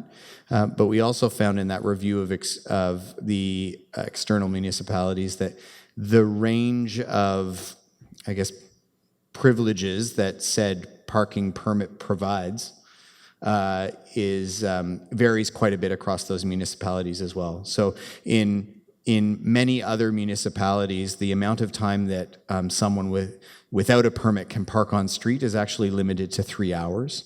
In the city of Kingston, on-street parkers can park for up to 12 in an unrestricted area if they're abiding by any time restrictions. Our permit allows parking for up to 72 hours if you have a residential permit, and it also, in providing a tiered version of the permit for those that do not have access to parking, it recognizes it recognizes that the older neighborhoods may require some measure of on-street parking, and the fee that we've proposed for that, the only other municipality that provided that tiered fee was Toronto, and our fee was 2/3 of what Toronto had proposed for that parking. Councillor Neal. Thank you. And I appreciate during the briefing, you spoke briefly about the idea of allowing for certain exemptions for specific situations. How do we communicate that to residents? That will we have a communication plan so that if a situation arises, the resident will know that they could make a phone call or make a request for a temporary permit or whatever?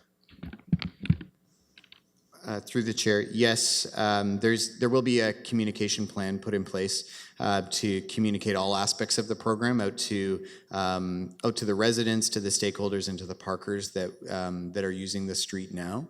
Part of that will include communicating the ways that they can be eligible for an exemption. The other piece of it is the enforcement that goes along with these neighborhood programs.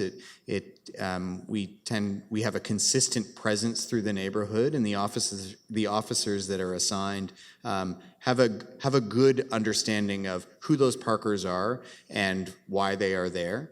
When they see different parkers or different things happening, they often seek out information before pursuing enforcement in order to address if there's some sort of special event or exemption that maybe needs to be in place even if it has not been asked for. And if somebody who could have qualified for such an exemption gets ticketed, is there an opportunity, I'm looking to our parking person here, is there an opportunity, a complaint mechanism that might work? Through you, Mr. Chair, we always have a complaint mechanism for ticket disputes, and that's a fairly active process for us. But again, I think as Mr. Semple was referring to, generally when we first go into a neighborhood, the officers always have discretion. They can issue a warning and talk to people. We talked to a number of people in these two areas and did extensive consultation and extensive communications and published like pages and pages of frequently asked questions and distributed them through email lists and posted them on the website. And so there is a good awareness. I would say in this particular area for primarily the Area C, which is the Inner Harbor neighborhood, That was a very active public engagement for us, more so than any of the other areas that we've implemented. So I think there is good awareness, and we'll continue to work on that. Remember, please, that this is not our first kick at this cat, so to speak. We have implemented Area A, and we have implemented Area B, and we're very familiar with this program. We're being flexible, and we're finding new ways to work with the residents to try to make it as easy as possible. But there does need to be a value associated with a residential permit. Otherwise, we would not be able to have any ability to control the way the spaces are used. Okay, any other questions, members of the committee? Remember, we haven't started debate yet. This is questions only. Yes, Councillor Hutchison. Yes. I got a couple of questions here. I went to the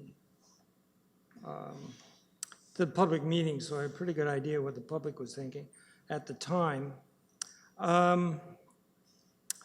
There's a quote just on page 6 of the 26 of the report, the initial report. Streets that have existing time of day restrictions do not appear to have a parking capacity issue, although existing varying patchwork of restrictions are difficult to enforce in an efficient manner. I just want to get, because of the type of questions and so on we get from the public, I just want a better idea what that means. I have an intuition, but I'd rather know exactly what efficiency means in this case. Through you, Mr. Chair, in the Inner Harbor neighborhood, as an example, there are the way in which the parking restrictions or regulations have been put in place has often been in a very piecemeal fashion. So the type of restriction that may exist on one block of one street, it may change several times as you go down that street, depending on when, where, and who is involved in implementing that restriction. Some of the ways that those existing restrictions then work is it allows commuters to flip-flop their vehicle throughout the day in order to park all day, even in areas where a restriction is being put in place. So the restriction in a way is not doing what it was designed to do. And that a lot of that comes from sort of that long period of time under which those were put in place. The piece related to efficiency speaks to the way that we're able to enforce those restrictions. So not only do we not, we want to discourage sort of that flipping between blocks that could occur, but we also want to be able to cover an area in a set period of time to determine who is there and to visit it once or twice during a day in order to address that parker. So there's two types of, the reason there are 2 hours in the morning, so a 9 to 10 and a 10 to 11, allows for enforcement in one half of the neighborhood and then an enforcement in the other half. Those boundaries are always problematic from an enforcement standpoint. The area is large enough that it requires it, but we've set the boundary between the 9 to 10 and 10 to 11 in a way where we hope it will minimize any opportunity to have the flip-flop, to use a technical term. Well, we wouldn't want you to be flip-flopping. And I take it it's less confusing for the enforcement officers over time, so, yeah. Certainly, it's less confusing for the enforcement officers, but it is also designed to be less confusing for the parkers and residents and those that are trying to use the street. Right, okay. Now, I think I need to understand, you referenced the Providence Manor and how you're going to negotiate or a group parking permit agreement. So I'm just wondering what the elements of that agreement are and what the effect on the neighborhood would be, please. So the, the group permit arrangement that we're speaking about with Providence Manor recognizes a number of things. Providence Manor has no on-site parking. Anyone who's coming to park at Providence Manor is using the street right now. The arrangement that we would be looking, the potential arrangement, would speak to their volunteers and potentially the residents of Providence Manor. It does not apply to those that work at Providence Manor. They would only be eligible for a commuter permit. So there is one of the nuances of the residential permit program is to ensure that a site, a larger residential site, is not then relying on the on-street parking to accommodate all of their parking needs. There's a limit to 3 permits per multi-residential unit. In the case of Providence Manor, there are many residents that live there who have family members that come to visit them at the site. So we would provide them a residential parking permit or their family member a residential parking permit at the $12 a month fee that we've proposed. But an alternative to that is Providence Manor has a good relationship with the residents and their families. And there may be an opportunity to, instead of issuing individual residential permits to each of those people that are coming to visit the residents, to have Providence Manor manage a pool of permits that they distribute to those residents and their family members. Also related to that is Providence Manor is supported by a number of volunteers that come and park during some of those restricted times. So there would be an opportunity for Providence Manor to manage a pool of permits that could be provided to the volunteers. In all of those pieces, the permits that would be issued would be we break each of the neighborhoods down into smaller zones, and permits are issued per zone so that we don't have essentially all the streets that are around Providence Manor filling right up. We try and distribute the parkers across the neighborhood.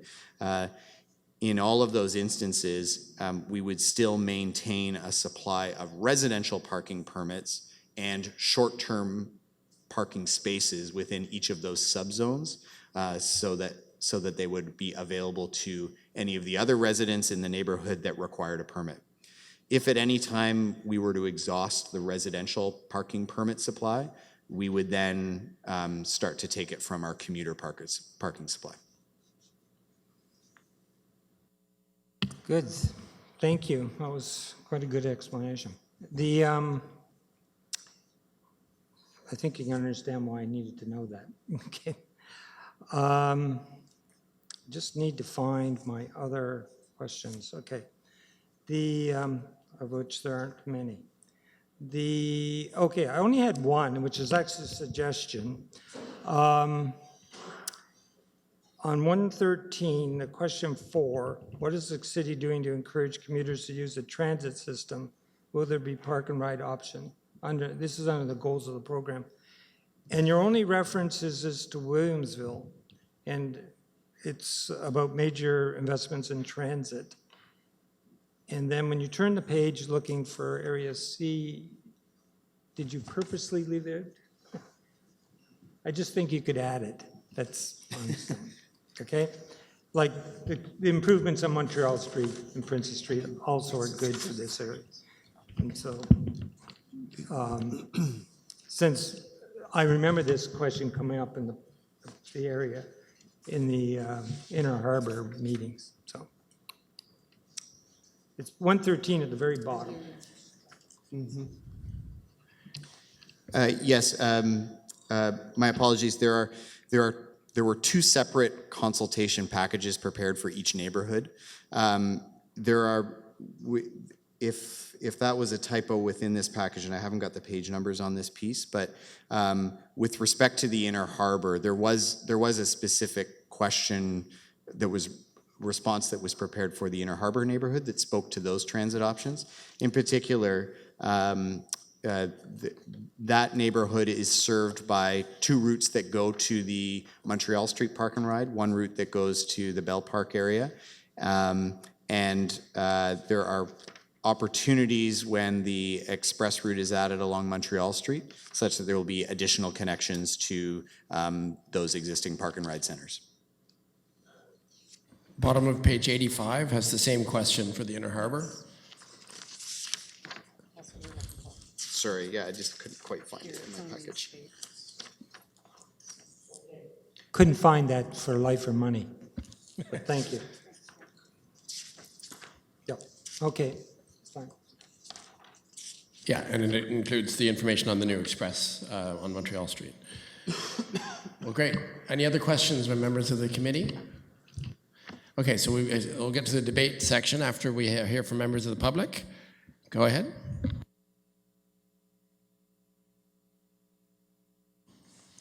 Thank you, Mr. Chair. So I want to start off by thanking staff for the excellent briefing and the report. Very detailed and very thorough. So great work there. A couple of questions. There's one area on Alfred Street, just on the northeast part of the Memorial Center Park. And it's a shoulder that's about 2 to 3 blocks long.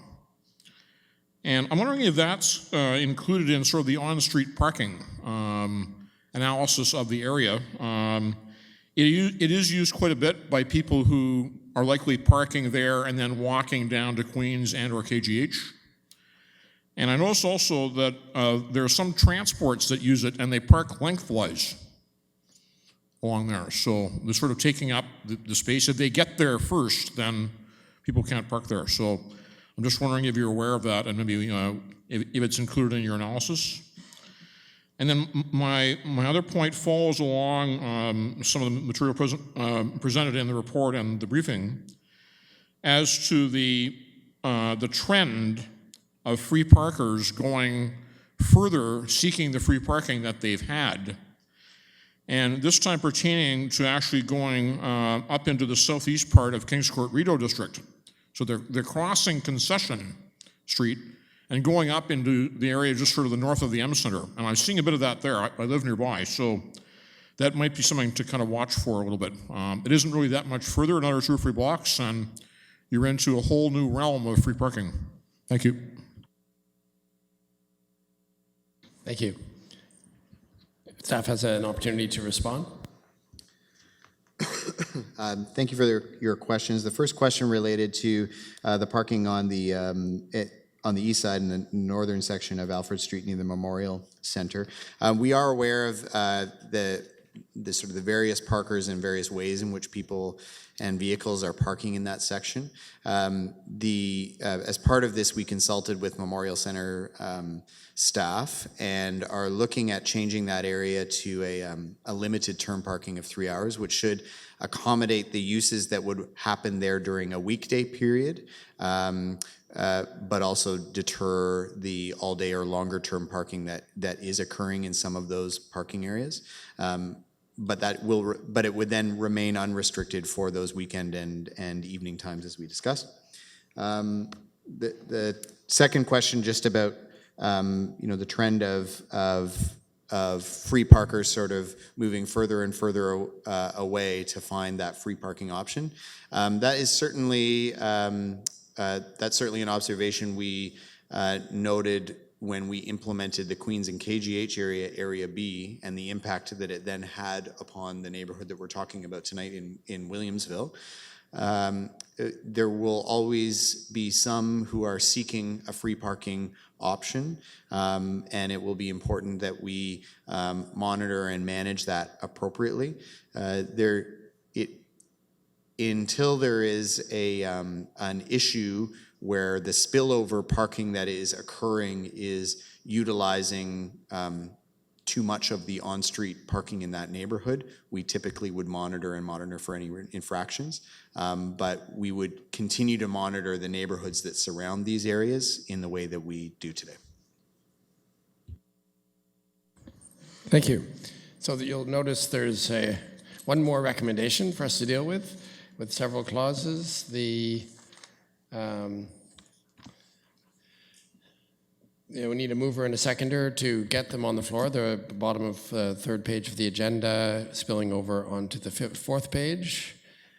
So that's item 7D. Need a mover and a seconder. Moved by Councillor Cannon, seconded by Councillor Holland.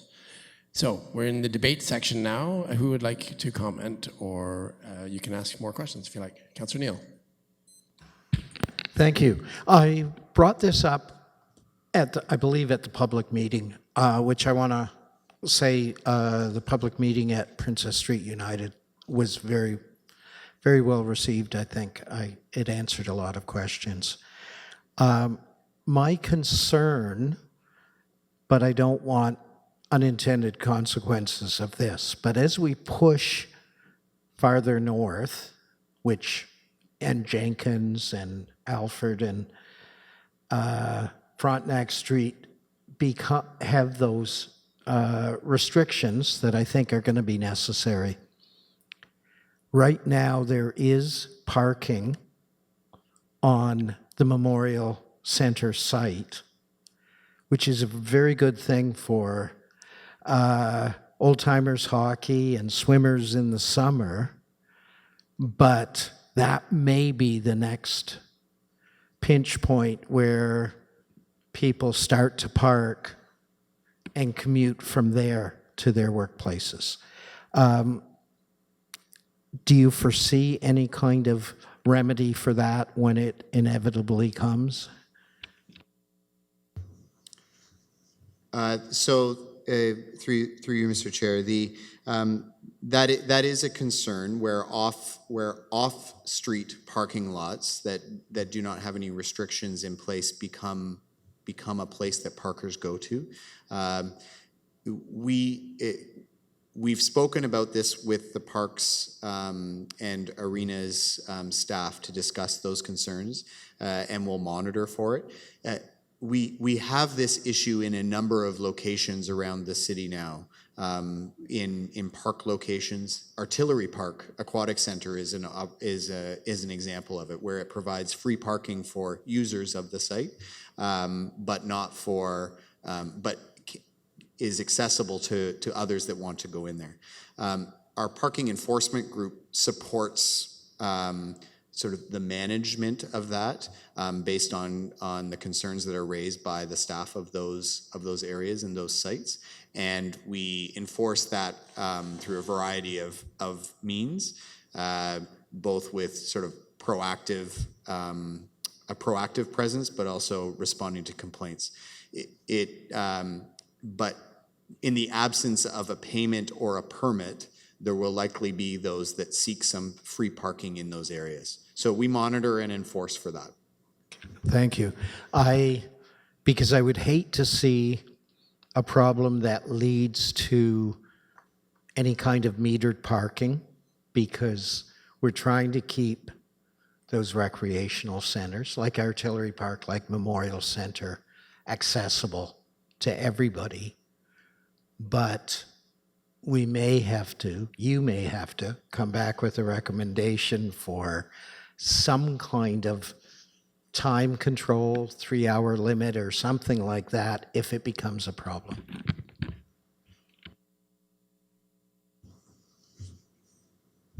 Thank you. Yes, Councillor Hutchison. Apparently it behooves the councillors who are on the hot points and that's the sticky point to speak on this.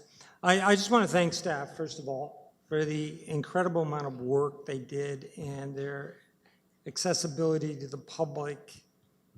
They're informing me of what was going on.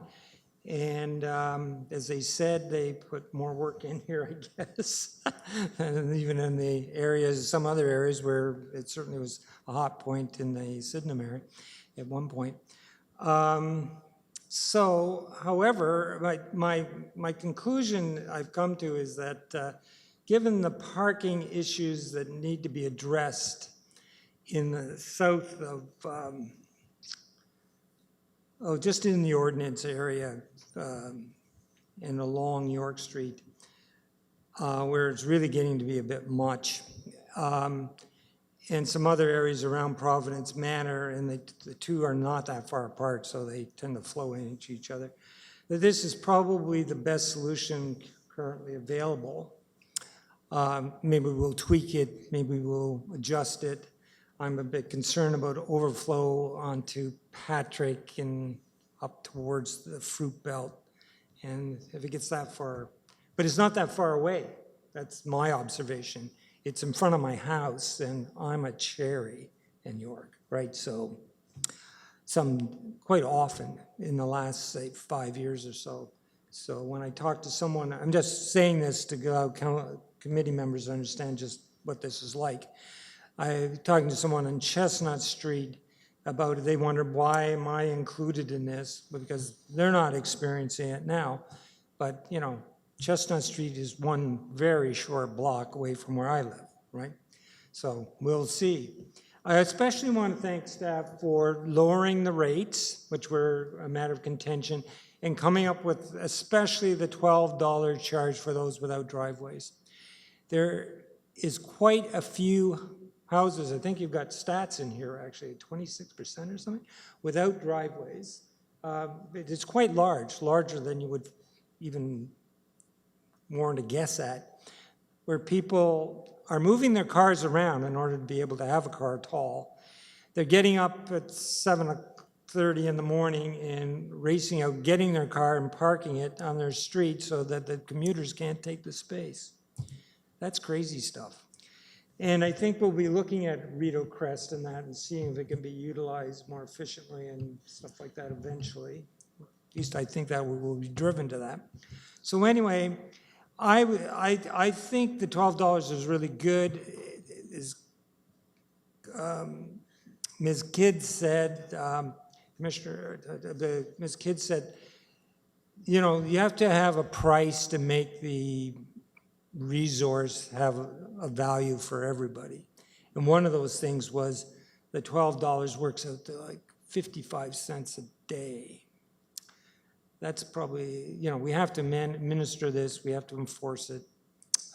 So there is a cost. And at $25 with driveways, that works out to about $1 a day, if you're only counting the 20 to 22 work days in every month. And the rest of the time, you don't have to worry, really, right? Because it doesn't apply.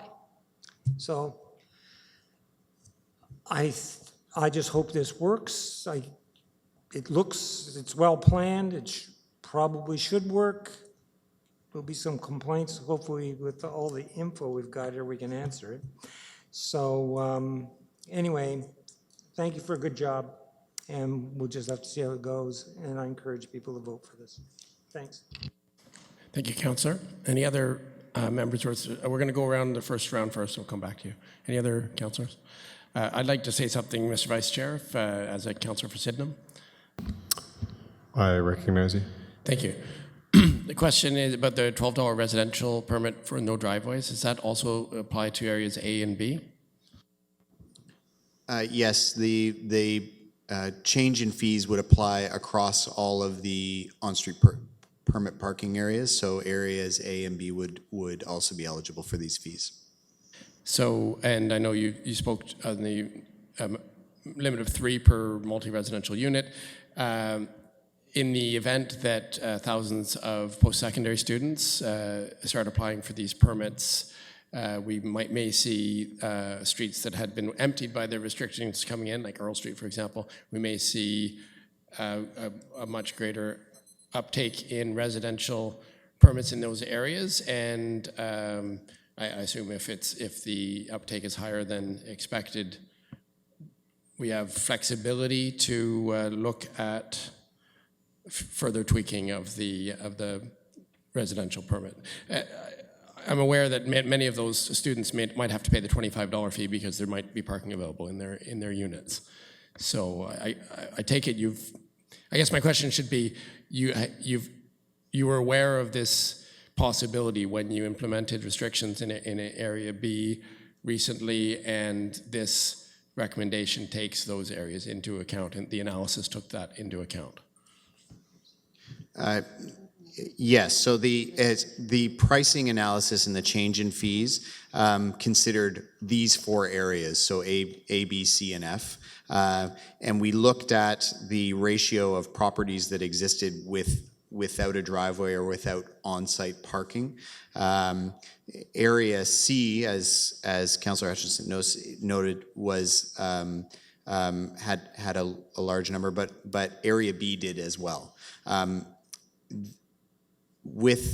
In factoring that in, there may be an increased number of residents that do not have a driveway that then are seeking this lower rate of the $12 a month. But we believe that there is sufficient supply available within all of the areas that we can accommodate those additional parkers, given that a good proportion of those that currently have a permit are the ones that do not have a driveway or reside at those locations without a driveway. So we have planned for that supply in all of the areas and considered the impact that the potential reduction in price and the introduction of the new lower fee would have on the revenue associated with that. So that would include folks that are paying currently $30 for a residential permit and they don't have a driveway. I know there are people like that in Area A. That would include them. Are they going to get an automatic? They're going to just find out one morning they get a like free parking in Monopoly. They're going to get $12 permit instead of $30 permit? So part of the communication plan related to the permit fee includes reaching out to all of our current permit holders. Those that currently are paying $30 per month would receive the automatic reduction down to $25 a month. Those that wish to have the $12 a month are required to produce some documentation to show that their site does not have a driveway. We have internal mapping that also can confirm that, and in the absence of any of those, staff will perform a site visit with the resident to ensure that. But the $12 a month is not automatic. We require documentation in order to provide that. Thank you. I mostly concur with Councillor Hutchinson's comments. I just want to point that out to the councillors that have older, would be I guess everyone except Councillor Camden at this point, that have older housing stock with possibly no driveways, although I suppose one day it might apply in your district too, but we're not looking at that. That you should maybe, if you're hearing from residents about the parking, point out that that's a plus for residents, that it's only a $12 monthly permit if you don't have a driveway, which is, as you mentioned, very affordable. In general, I'm very supportive of what you're doing. I plan to support the recommendation, and I'm keep my fingers crossed that we don't have a situation like mentioned by Mr. Dixon, where Kings Court would then be next. You don't want the flood of the people that will walk 25 minutes from their car to their home rather than take a 12-minute bus ride, but but it could happen. We've seen it, and I would just say, hopefully, even if it happens initially, that as people examine their options and start to feel that 1,500-meter walk, they may slowly, finally, join the masses who are buying trans passes. So I plan to support the recommendation and encourage my colleagues to do so as well. And I'm done. And I return the chair. Okay, did you have anything to say on this? Okay, so we'll go to a second round. Go ahead, Councillor Neal. Thank you very much. I'm also going to support the recommendation in front of us tonight. I just have a quick question for the clerk. Given the timing, I would assume that this will come to council on the 2nd of May meeting. Rather, it's too late for next week. Okay. And I have no issues whatsoever, and I totally support the rates being set for commuter parkers, because I totally embrace the idea that they should be paying what a bus pass or a parking spot elsewhere would be. So I have no issues with that. I guess one of the frustrations of this job is that we don't have access to research information. We count on staff, but we do live in a community that has a lot of people who are professional researchers, retired professors, or active academics. And we have been receiving, and I believe it isn't just me, emails from residents who are comparing our residential rate with other locations. And I know that's a little bit of apples and oranges, but I will be asking when we get to this on the floor at council, and I'll try to do some research and get some more information, but I'll be asking if, well, I can ask you this now.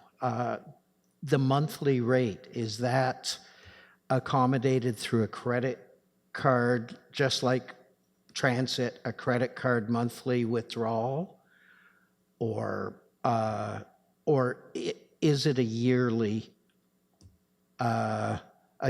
charge? Through you, Mr. Chair, it can be paid monthly.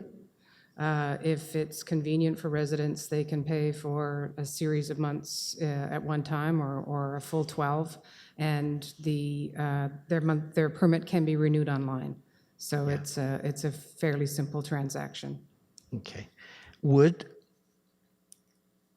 it be possible, in the idea of reducing that administration costs, to be able to have a resident pay a single but reduced rate for a one-year pass? Through you, Mr. Chair, we considered a number of pricing options, and I think, in the package, I know it's a fairly extensive package, but there is some discussion to that fact. We looked at, do you allow for a discount for multi-month payment and those types of things? Often what we found, because this residential permit does not provide a restriction for the overnight parking restrictions in the winter control period, a number of our residents have another option that they rely on for winter control. And so they'll come on, they will buy a permit for 8 months of our year, and then they'll use their other option for overnight. So we felt that at $25, which is including tax, that there really wasn't an issue. And if anything, we heard more from residents just about the overall cost. So we didn't see the need to have an option necessarily to have a reduced rate for somebody who wanted to pay an extended time. Thank you. Anyone else with any further debate? Okay, well, there's 6 clauses in the recommendation. Would anyone like them separate? Anyone of them separated? Did I read them already? I didn't read them, did I? No. All right, I guess I'm going to read the recommendation, then we'll have the vote. So, recommendation as follows, that the EITP committee recommend that council approve the implementation of the on-street parking program for the Inner Harbour neighbourhood, Area C, as outlined in report EITP 17-008, and that the EITP committee recommend that council approve the implementation of the on-street parking program for the Williamsville neighbourhood, Area F, as outlined in report EITP 17-008, and that the EITP committee recommend that council direct staff to prepare the required bylaw amendments for bylaw 2010-128, a bylaw to regulate parking, to implement the Inner Harbour parking area neighbourhood Area C and the Williamswood neighbourhood Area F, and that the EITP committee recommend that council reduce the fee charge for a monthly residential parking permit from $30 to $25, HST included, and direct staff to prepare the required bylaw amendments to bylaw 2005-10, a bylaw to establish fees and charges to be collected by the Corporation of the City of Kingston, and that the EITP committee recommend that council establish a new on-street residential permit fee of $12 per month, HST included, for residents on an on-street parking program area whose property